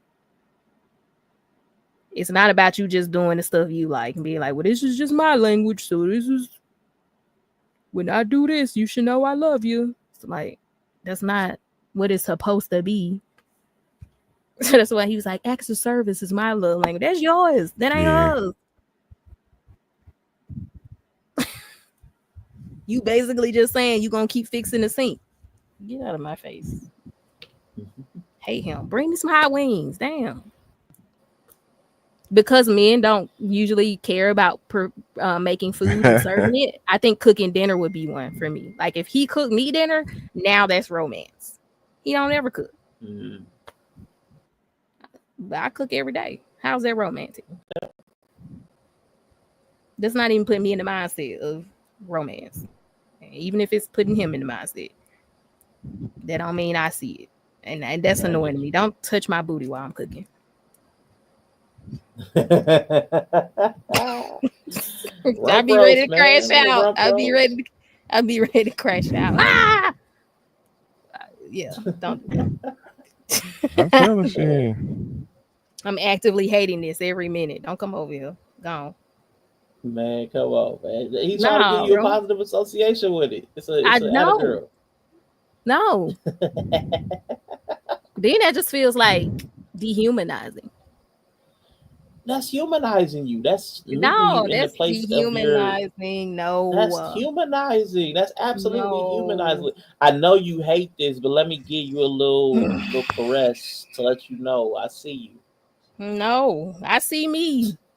I'm actively not happy right now. Seeing me here right now. I don't want you to see me here. Moment. There's so many women who say this too. I see this all the time. I see so many women say this. Like, don't do that. Like, no. Don't do it. It's a no. Like, that is a big thing for a lot of women. Like, don't come over here. Especially if you ain't touched me all day. Don't come over here. Nah, gone. So yeah, we don't. Don't try to Pavlov's. What is it? Don't try to Pavlov's dog me. Ain't that what it's called? Don't try to do that. Spark one appetite, you spark them both. Come on, Cletus. No, it's like have you ever seen the thing online where they talk about when the woman pay, how the man be behind her? Y'all ain't never seen that? Yeah. Like how a Yeah. man Yep. hug you when I've you seen paying it. for it. Yep. Yep. It's like that. Like don't. Ew. Ugh. Thanks, babe. Yeah, Thanks, it's babe. gross. Yeah, that's kind of how it feel. Yeah, y'all up north struggling. So yeah, I see you. But yeah, that's it. I mean, I guess we'll have David, to. y'all did. Yeah, I think his he got it. Y'all got something going on in the north. Y'all better watch out. Have y'all checked to Yeah. see if Where's the anything man? happened with y'all? Maybe it's the man. Maybe it's the what? Maybe the women attacking us. Maybe the women attacking us. Nah, I said let me check the news to make sure y'all ain't had y'all internet cut off because y'all didn't agree. The insurrection. Y'all didn't agree. Y'all didn't agree to give them up. He done came and turned y'all internet off. Man, it's ridiculous too, man. Right. All of this is crazy, actually. On the side note, this is all crazy. I hate to kind of say you was right. I don't say it too often. About it all. I gotta know which part. I mean, I'm always right, but I just need you to. No, I mean that's hold on, calm down. But when I'm cooking, I need my booty touch. Now, which part we talking about? What was good? Was the core good? Was it the green beans? What was I right about? Just like him going to break the Constitution thing. Oh yeah. The constitutional total breach. Oh all of that Anybody that thought that he was going to adhere to the Constitution or the rule of law was crazy. But I was like, you can't see the way I saw it going down. It wasn't that I completely didn't see it happening. It's just like the fervent speed at which they just was like, we're just gonna throw everything at it at once and then see what sticks. Like that's the part that I think was more shocking. Yeah, shocking on campaign. To me. Yeah. No, I'm with. But here's the thing: I don't mind because we needed a break, and if he's the person to do it, I'm cool because the left side of the American populace needs a galvanizing principle. Like the same problem that we have with Black Love.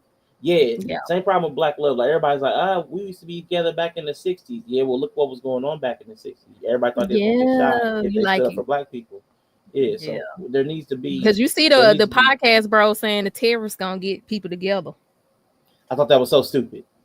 Like submission. I don't know about submitting because of terrorists, but I think people will definitely pair off more because of terrorists. They will. People will, but it ain't gonna be no submitting. More. Yeah, it ain't gonna be no submissiveness because the bad economy didn't do it. Well, I know COVID had a lot of people reconsidering doing it alone. When them kids had to be home 24/7, they was like, "Oh, yeah, yep, I can't do this by myself," Yeah. So I definitely think there'll be that moment, but it's all shocking. Everything is crazy. I decided I was going to bring cookies and lemonade to the revolution. So. Oh yeah, I'm just gonna try to survive. That's all. Some red. I was thinking like some blueberry and raspberry lemonade. I mean, now that you think about it, I might grab a couple box wines, maybe. Yeah, like some box wines and stuff like that. I mean, I could always be a medic. I'll bring some of that charcuterie. Yeah, I could do some like triaging or something on the fly. It's got to be refreshments for me. I'll bring refreshments or paper products. Okay. I'm like that person at the party too. Like I'm not cooking. I'll bring some alcohol. I'll bring alcohol. I'll bring some napkins and forks. Yeah. But that's about it. So that you were right. That's what you said. Okay. But Yellow, what happened? We thought y'all internet got shut off by the administration. Y'all are close, ain't y'all? I ain't got I ain't got the internet. About 8 hours away. Y'all 8 hours away? Okay. The internet. The internet. I was just making sure. I said, they snatching people out here. I made sure. Yeah, buddy. So, it's scary.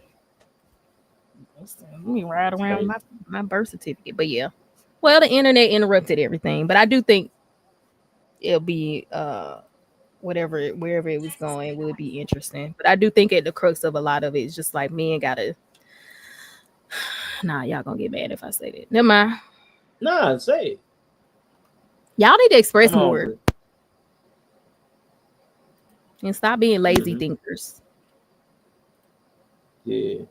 I hear you. It sounds wonderful, but I think the truth is, Oh God. and I won't get mad at what you're saying. You're absolutely right. We do, but we get punished for the things that would actually help.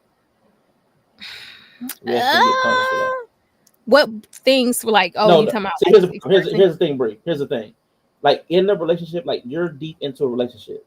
So somebody that expressed more and gave Yeah. effort would be received well by you in a relationship. Yeah. But pre relationship, On expressing the front more end. and giving more effort is actually penalized. Yeah. Oh, he's doing too much. It's the He's doing ick. too No, because he's doing this now. So later on, he's just gonna be out of control. I can't. So this is not. It's You the got to ick, diminish man. yourself to get into a relationship. Yeah, you got to be real chill and laid back Yeah, and the not whole doing too much to performance get. thing is like killing everybody. Yeah. Cause it's like, and then you even know, like on the front end, you're not gonna get the real person because everybody's performing. Mm-hmm. So then, does it even really just waiting out. matter? Yeah, it's just like seeing how well they can perform. That's all you really know. And like, can they perform? Yeah. But like, who That's wants like to if perform? they're willing to perform for me, and that's the thing. You're gauging.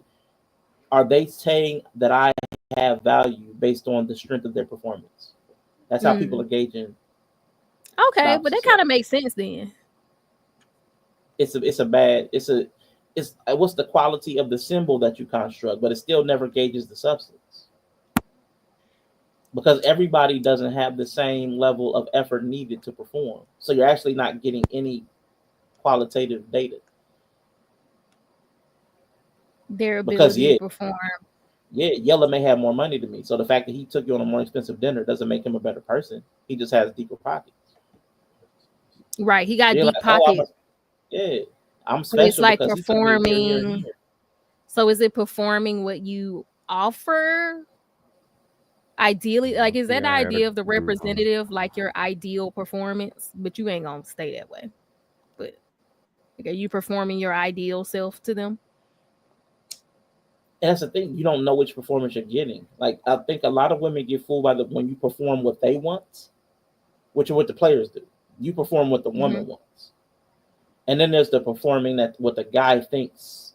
There's that guy performance, the performance of masculinity. That's different.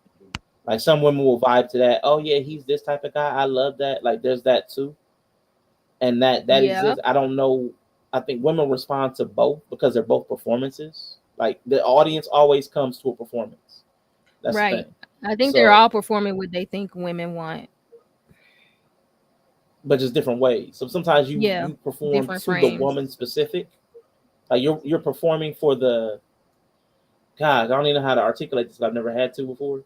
Like there's a performance simply to woo the woman, and there's a performance that is, I guess, like I can analogize this to what women do.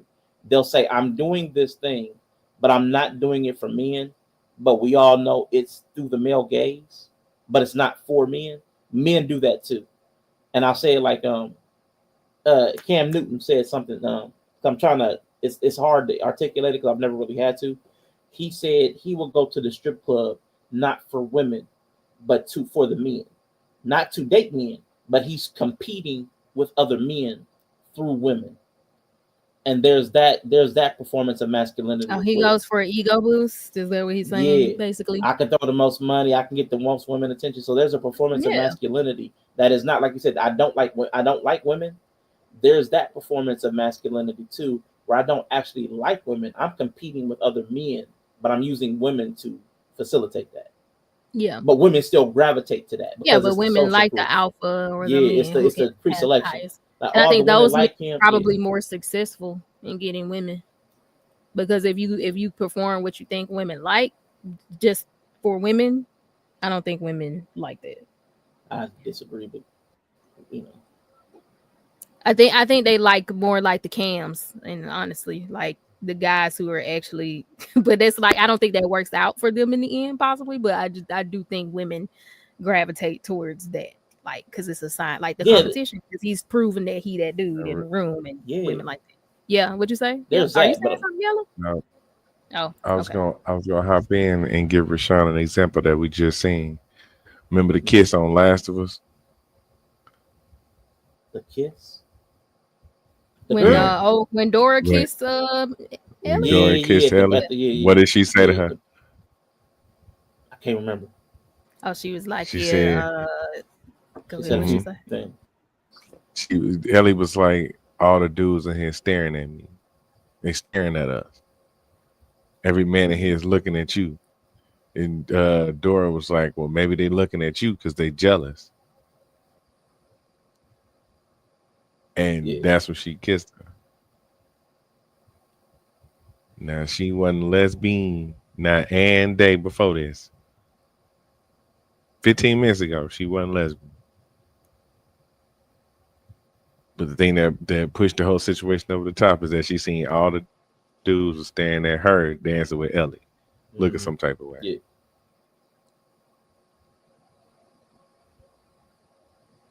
Yeah, so that's what Cam doing.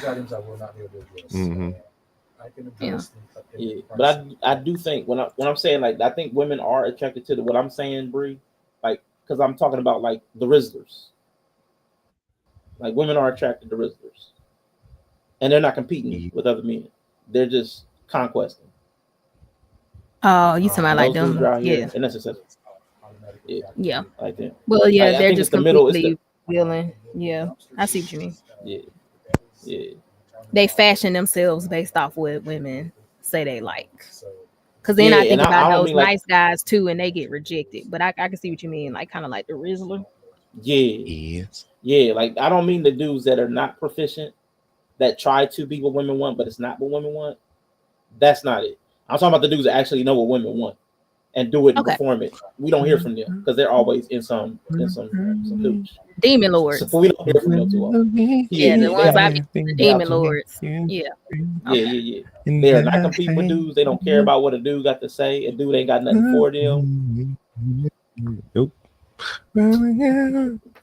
What is he? Why? What is he saying? They get on the piano singing because they thinking about cooch. What a girl need. That's another way to say yeah. He talking about the Rizzlers. Goddamn. That's all we worried about. What a girl. Demonic. We rebuke y'all in the name of Jesus. Yeah. Yes, that's Lord. it. So I think women man. respond to both of them, and that's okay. And that goes back to what we were talking about earlier. Like women select on both ends, the demon lords at the bottom end, and the hyper competitive at the top end. It's the middle that gets squoze out. It just does not compute because they're not proficient in either domain.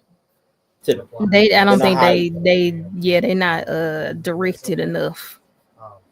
To either end, they always come off as ambivalent. That's how you experience them, kind of ambivalent. Yeah, they don't really seem whatever you want to do. I don't know, whichever you want to do, where you want to go, wherever you want to go. Hate them. It's just that husband from the local from the interview. The therapy session. I don't know. Where do you want to go? I don't go wherever you want to go. I fixed the sink. He just giving soft dick. See, women hate it. Y'all have an aversion to certain types of people. Yeah, it's actually repulsive. Yeah. It's crazy. It always fascinates me. But I mean, yeah, what it is. His balls clipped. Like, what if you became a husband and then you just stopped being like you got nothing to say about nothing? Okay. Then you passive aggressive all the time. Okay. All right. Yeah, Ellie was definitely lesbian. But this new girl, Dora, she had a whole boyfriend. That's what Yellow was talking about. She got a whole boyfriend. All of a sudden, she lesbian and kissing Ellie when it's the apocalypse. Why not, man? Probably a good way to not have unwanted babies. I mean, that's true. I'd definitely be a lesbian in apocalypse. Yeah. Ain't no way. That's tough though, man. You can't be you want to go gay for the apocalypse? What? There's no benefit for a dude to go gay for the apocalypse. So he don't have no babies. Oh well, y'all don't have to carry him, so it don't make a difference. Exactly. Yeah, there's no benefit. Damn. I mean, other than not being required to go back and save my partner if they fall. That'd be the only benefit to having a dude. Not if they fall. Like he got to fend for himself. I'm not expected to Yeah. throw myself at the zombies to save them. Because now you got to protect Like- your baby. I mean, I mean, if you like the lady, now you got this pregnant might be a lady with reason to you live. and a baby. but that might give me a reason to live and to fight harder because I got somebody to fight for. Like the purpose, you know, dudes a lot of times we feel like we need a purpose and meaning, so that would give us a purpose. Another dude, that's not gonna be no purpose. Nah, nope, can't see it. Where's my motivation? Nope. Yeah, that makes sense. Yeah, but I don't know, y'all. I appreciate y'all that came through, man. We're gonna wrap this up a little early because my tech ain't teching. Not TEKKEN, but you know, my technology is not having it today. Getting the apocalypse? Hell no! You interrupting procreation. The zombies are interrupting procreation. Dark Kent. To say, I'm not. Who trying to be pregnant for 10 months in the apocalypse? Man, that sounds like a terrible time. That sounds like a terrible thing to do. You don't even know when you want to eat. Some of the camps were eating humans because they couldn't. And I gotta have a baby with epidural. It's based on weight. In no real hospitals. Natural birth. No real hospital. Sanitation on limited. And babies be crying loud. Oh, and plus y'all probably gonna stink because y'all can't have all them products, like all the lotions and soaps you be using. And don't the clickers only hear sound and babies be crying? We use that. Yes. Yeah. I think No, I'm so. good. It ain't worried about that. We ain't worried about smells now. Nah, because we worried about smells, Yellow. You better not double back because just the other day you was looking at me funny when I said I would talk to the chick that don't bathe except for every 3 weeks when I would come around every 3rd week. We do. Nigga, that's in real life. Like that was in normal society, nigga. We talking about an apocalypse. I ain't finna expect she you could to still find wash her no. clothes. Wasn't that a thing on the episode when he ran up on the 2 men? They made him shower or something like that. I thought it was something about when he had the episode in season 1 and something. He was a comment about it. Yeah, with the gay guys. Probably. Man, I probably need to go watch first season 1 again. I forgot so much by the time season 2 rolled around. I'm not gonna watch it because I hate Ellie. Really? Why? I didn't like her last season. Yeah, I actually remember that I didn't even like her in season 1. Why not? Cause she obnoxious. She's a teenager. Then see, nah. That wouldn't be my call That in was the like apocalypse. last season. It'd have been bearable last season, not this season. Well, because last season, even when she didn't even know she was immune yet, she just played too much. Like she a kid. And that's why I couldn't be with no kids in no apocalypse. Like I ain't got no. Why did they just came on? All of TikTok just be coming on. But yeah, she be doing stuff like yelling. Ellie, be quiet. We don't know if it's day in here. I'm in here. Like Ellie, she play too much. I ain't got time. Man, Ellie play too much. And that's when she didn't even know she was immune. I'm immune. That's true. I'm immune. Yeah. I stopped liking her then. It's like, okay. All right, Ellie. Okay. So yeah, I don't really like her. I can respect that. She do got before we go, just know that the biggest argument right now is how people are mad that the girl who played Ellie plays her because she's not conventionally attractive, and people said that the gaming purists say she don't look like how she's supposed to look, and everybody's just saying that they just mad they can't sexualize her. So I didn't play the game, so Ellie was an attractive person in the game, conventionally attractive. I don't know. I thought it was a kid. Every time I glanced at it, I thought it was a kid. Let me see. Well, they grow up over the course of the game. She becomes an adult. Like she's like 18 or 19 now, I think. Yeah. So yeah, they get older as the game goes on. Yeah. So like I think even now mad that 19. Right. So they're mad that she's not conventionally attractive. And who's that? Who's the they? Just people. It's like a discourse online that people who play the game are like they don't like her because she doesn't look like the character on the game. And the other people, the feminists, are responding that y'all just want to sexualize her. That's why y'all want her to look like the game. Because I'm after this looking at past photos from episode, the game. yeah, that's what I was doesn't look like. A sexual object. Yeah, but a lot of people was roasting Right. this Well, week. those- A lot of people well- was roasted this week, saying that they feel bad that girl had to kiss. What's her name? No, I don't know her real name. they're Yeah. saying they're mad. They feel bad that Dora had to be subject Yeah. to kissing Ellie. Yeah. Oh Yeah. my God, no! That's The horrible. bros don't like her visually. They don't like her. Oh my God, that's horrible. So is dudes mostly with this? Of This course, mostly dudes saying this? of course. Nah, don't say of course, because y'all women are horrible people. Like, don't do that. But yes, it's men. It's probably the same Star Wars guys who hate everything. I'm assuming. Yep. Oh my God, it's messed up, and I feel bad. Yeah.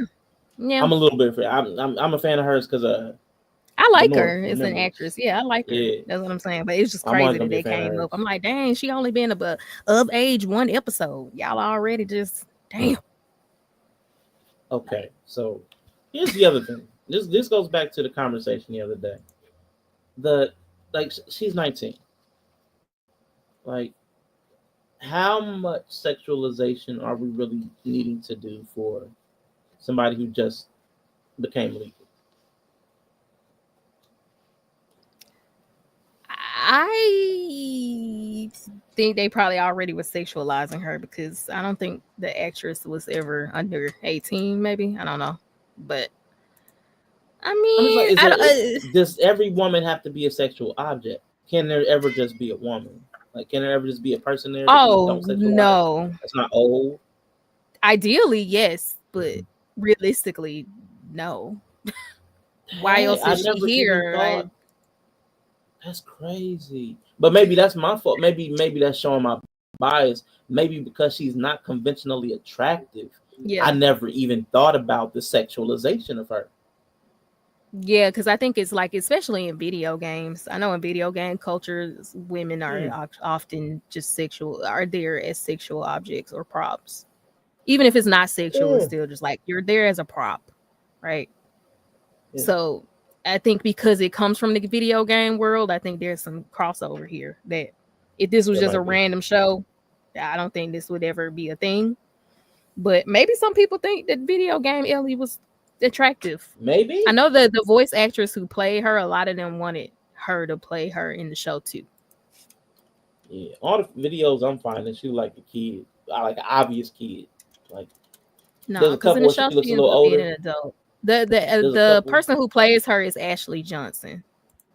So a lot of people wanted her to play her. I can pull it up real quick. Yeah, Last of Us Part 2 has an older looking one.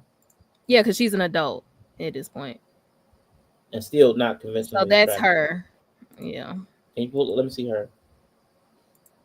Let me try to zoom in. Oh nope, that's not working. Image. It just made everything else image in this tab. Like right click and do the open image. Okay. Like it's his own photo. There we go. There we go. I mean, I don't know. Let me zoom in. I mean, if you were a white man, would you find her conventionally attractive? I don't know, because I don't like.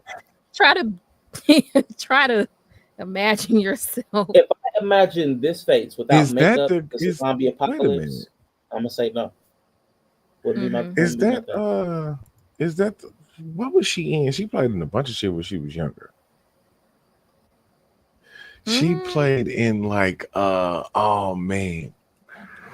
It was one of them shows like it was like an old show, but it was like Reba. But it wasn't Reba. Oh, it was really? Something else. It was something before that. She was a waitress in the Avengers. Yeah, that's her. That's all I got. you just randomly know the face of a waitress in the Avengers movie. She was a waitress in the He Avengers. said, "Yeah, that's her." I'm trying Waitress to see. Yeah. Yelling like, "Yeah." No, because it was the reason I remember her face from there is because of the whole she was supposed to play like a bigger role, but her whole part got cut out, and you just seen the her in the restaurant. Like it's a whole story with her. She's actually was supposed to be somebody important, but she played in the what's her name? Ashley Johnson. Because I know the show I'm looking for. Ashley Shaw. So yeah, that's who people wanted to play her. So a lot of people are just hating on our little bear. I mean, yeah, man, calm down. Yeah, grown up her ain't bad.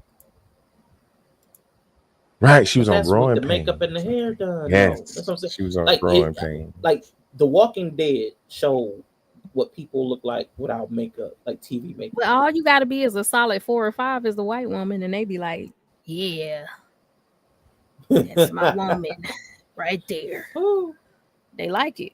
So I mean, they don't have, I mean, what is she supposed to look like though? Like, what is she supposed? What is? She's not bad looking. I wouldn't even say she's unattractive. I think I think she's like attractive. I think she's like, if she was somebody's mom at the school or something, I think they'd be like, "Oh, you have an attractive mom." Now, if she was somebody's mom, like a regular people attractive, styled like that, she would be slightly above average attractiveness. Yeah. But again, so I think she's in a attractive. zombie apocalypse, when your hair's not done and your makeup, there's no makeup. Then she's still gonna translate though. Man, whatever. Because an ugly person who ugly with makeup gonna be even worse in the apocalypse. Gonna be ugly. Yeah, right. They're gonna be out here looking like Celie in the apocalypse. So if you can look, even if you look above average with makeup on, then you still gonna be considered above average in the apocalypse. Nah, you act like you have woman brain with makeup. You think it's like 1 to 1. Makeup just adds 1 to 2 to you, but it doesn't. Makeup can add any number of range to you. You can put makeup on a toe and make it look like a beautiful woman. Like that's the thing. That's the problem with makeup. It makes up your destination. Yes. You can turn a man into a woman. You know what? I wouldn't have believed it until I saw the yarn trend when the people put the yarn on their face and put the makeup, the face on it. Mm-hmm. I was like, oh my gosh. Yeah. So yeah, I actually believe you. But still, I'm just saying, well, that's who they're comparing what's her name to. And they're saying that, she should. That's mess. I feel bad. I don't know if it's my bias towards Little Bear from Game of Thrones or I don't know, but there's something that really bothers me. Yeah, about that. That feels really wrong. And I know Bree doesn't believe in wrong and right, but that feels wrong. Hold on, because we'll be here at 10 o'clock. Don't start. I'm just saying. I know you don't believe in right or wrong. Because you said that's what Yellow said too. Nah, cause you the zoom out king, then be mad when wrong and right don't exist in zoom out land. Nah, you can't have it both ways. You can't be zooming out and then be mad. I can zoom out if I tell you where I'm zooming out to. Okay. And if I tell you where I'm zooming out to, that's what I be saying. You got to give me the standard. And I did that, and you refused it. Cause we had a McDonald's argument, and you ain't accept none of my zoom. I said, "Where we zooming to?" You because I was trying to set the frame. So yes, I was not trying to follow your frame because your frame was reframing my frame. Then we're just you didn't give me one though. I said, "What?" I did. Literally, Bree, I did several times over the course of 2 days. It was the same frame, and you refused it for 2 days, and it's okay. It's okay. He's definitely lying. I'm not lying. He said McDonald's burgers are bad. And I said, about who's standard. Audience and Yellow, hold up. Okay, here's the standard. If you were to talk to the average person, broadly speaking, broad, general understandings of what something is. If somebody asked you for a good burger, would anybody be sent to McDonald's? The whole world is your oyster, world of burgers. Any burger from anywhere, including homemade, frozen, it doesn't matter. Somebody sends you for a good burger, and they send you to McDonald's knowing everything you know about McDonald's, size, price, quality, ingredients, whatever you want to say, is McDonald's a good burger? Broadly speaking, generally speaking.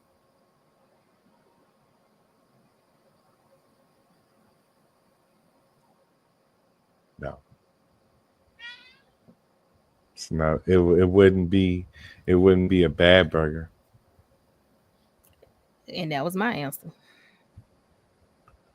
Now, if you want it to be a good burger, if you want to get somebody a good burger for a cheap price, you can send them to McDonald's. McDonald's is where you go for value and convenience, not for quality. Yeah. I It's not a mean, good that burger. depends. Okay, so you shit. don't. Yeah, so I'm not disagreeing with you. All I'm saying is when I say the frame, from the same thing you're saying, the frame would be quality wise. Okay, if you say we talking about quality wise, and you asked a bunch of people, then I would say no, it's not.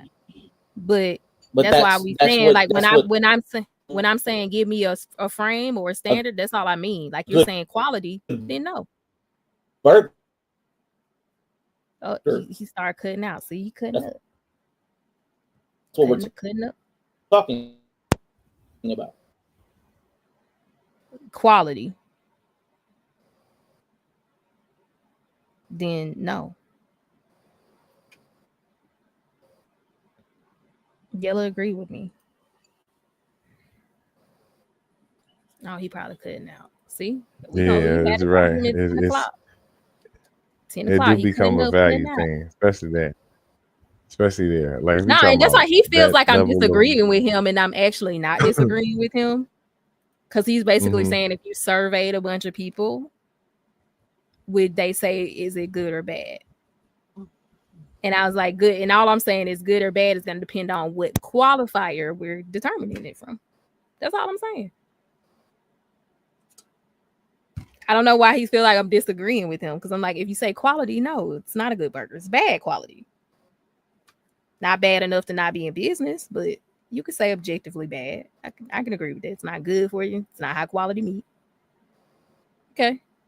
But if you say value, it's great value.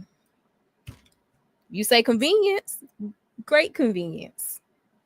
That was my own argument. That's all I was saying. You feel like I'm disagreeing with him. I'm like, I don't know why you feel like I'm disagreeing with you. I don't know why he feels that way. So that's kind of the crux of the argument of what's wrong or right.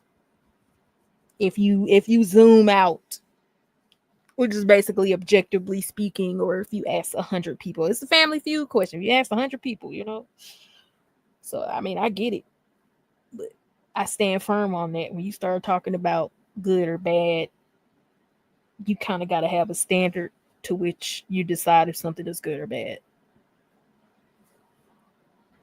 Mid-death is only good for their fries. Now, speak for yourself. When I only got $5, I'm pulling up McDonald's. Y'all playing. That shit gonna be good too. I want some McDonald's right now. Anyway. All right. Well, his internet is not cooperating. I know he's over there crashing out. He probably threw the keyboard and slapped the screen. And Yellow's not saying anything. So we'll catch you guys next time. I'm here. My bad. I was muted. My bad. Yeah. Oh, okay. Well, no. Yeah, he feels like I'm disagreeing with him, but I'm not.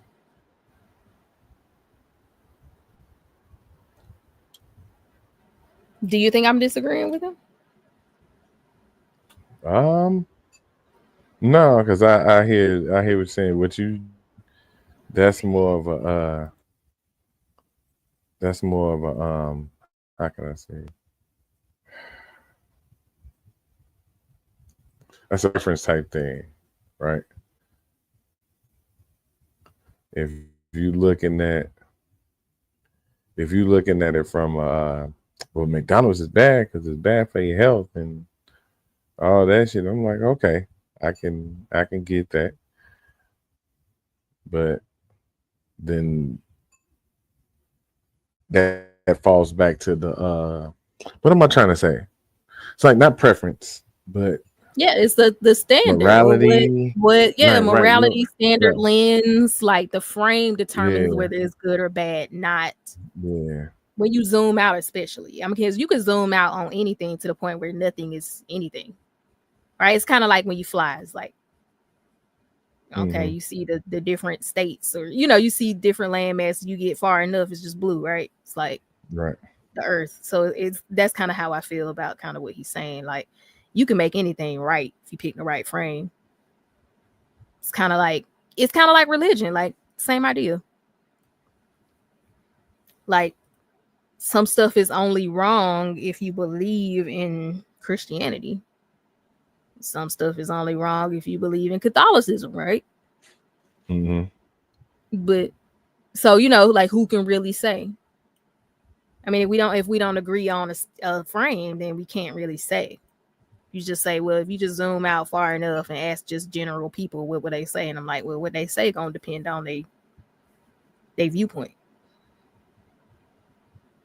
which is actually typically something I feel like he says. So I'm like, I don't know. He's suddenly feel like I'm disagreeing with him. Why it's changing now? Yeah, I'm like, I don't know, because I feel like that's kind of his stance too. Like, you generally can zoom out. Is the more macro you get, the more vague stuff becomes.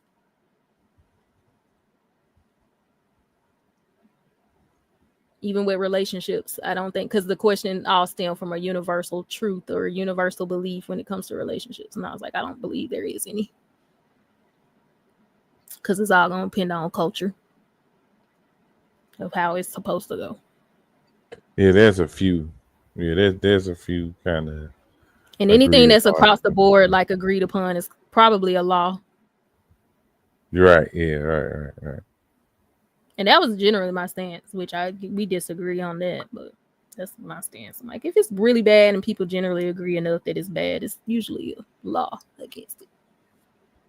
So you're gonna get hard pressed for me to say anything underneath that. I want some McDonald's. I think I'm gonna get some orange soda. It's that time. Fanta. All right, well, I was waiting to see if he popped up and said close it out, but he probably not. So we'll just close it for him. All right, lock up. All right. We out of here, man.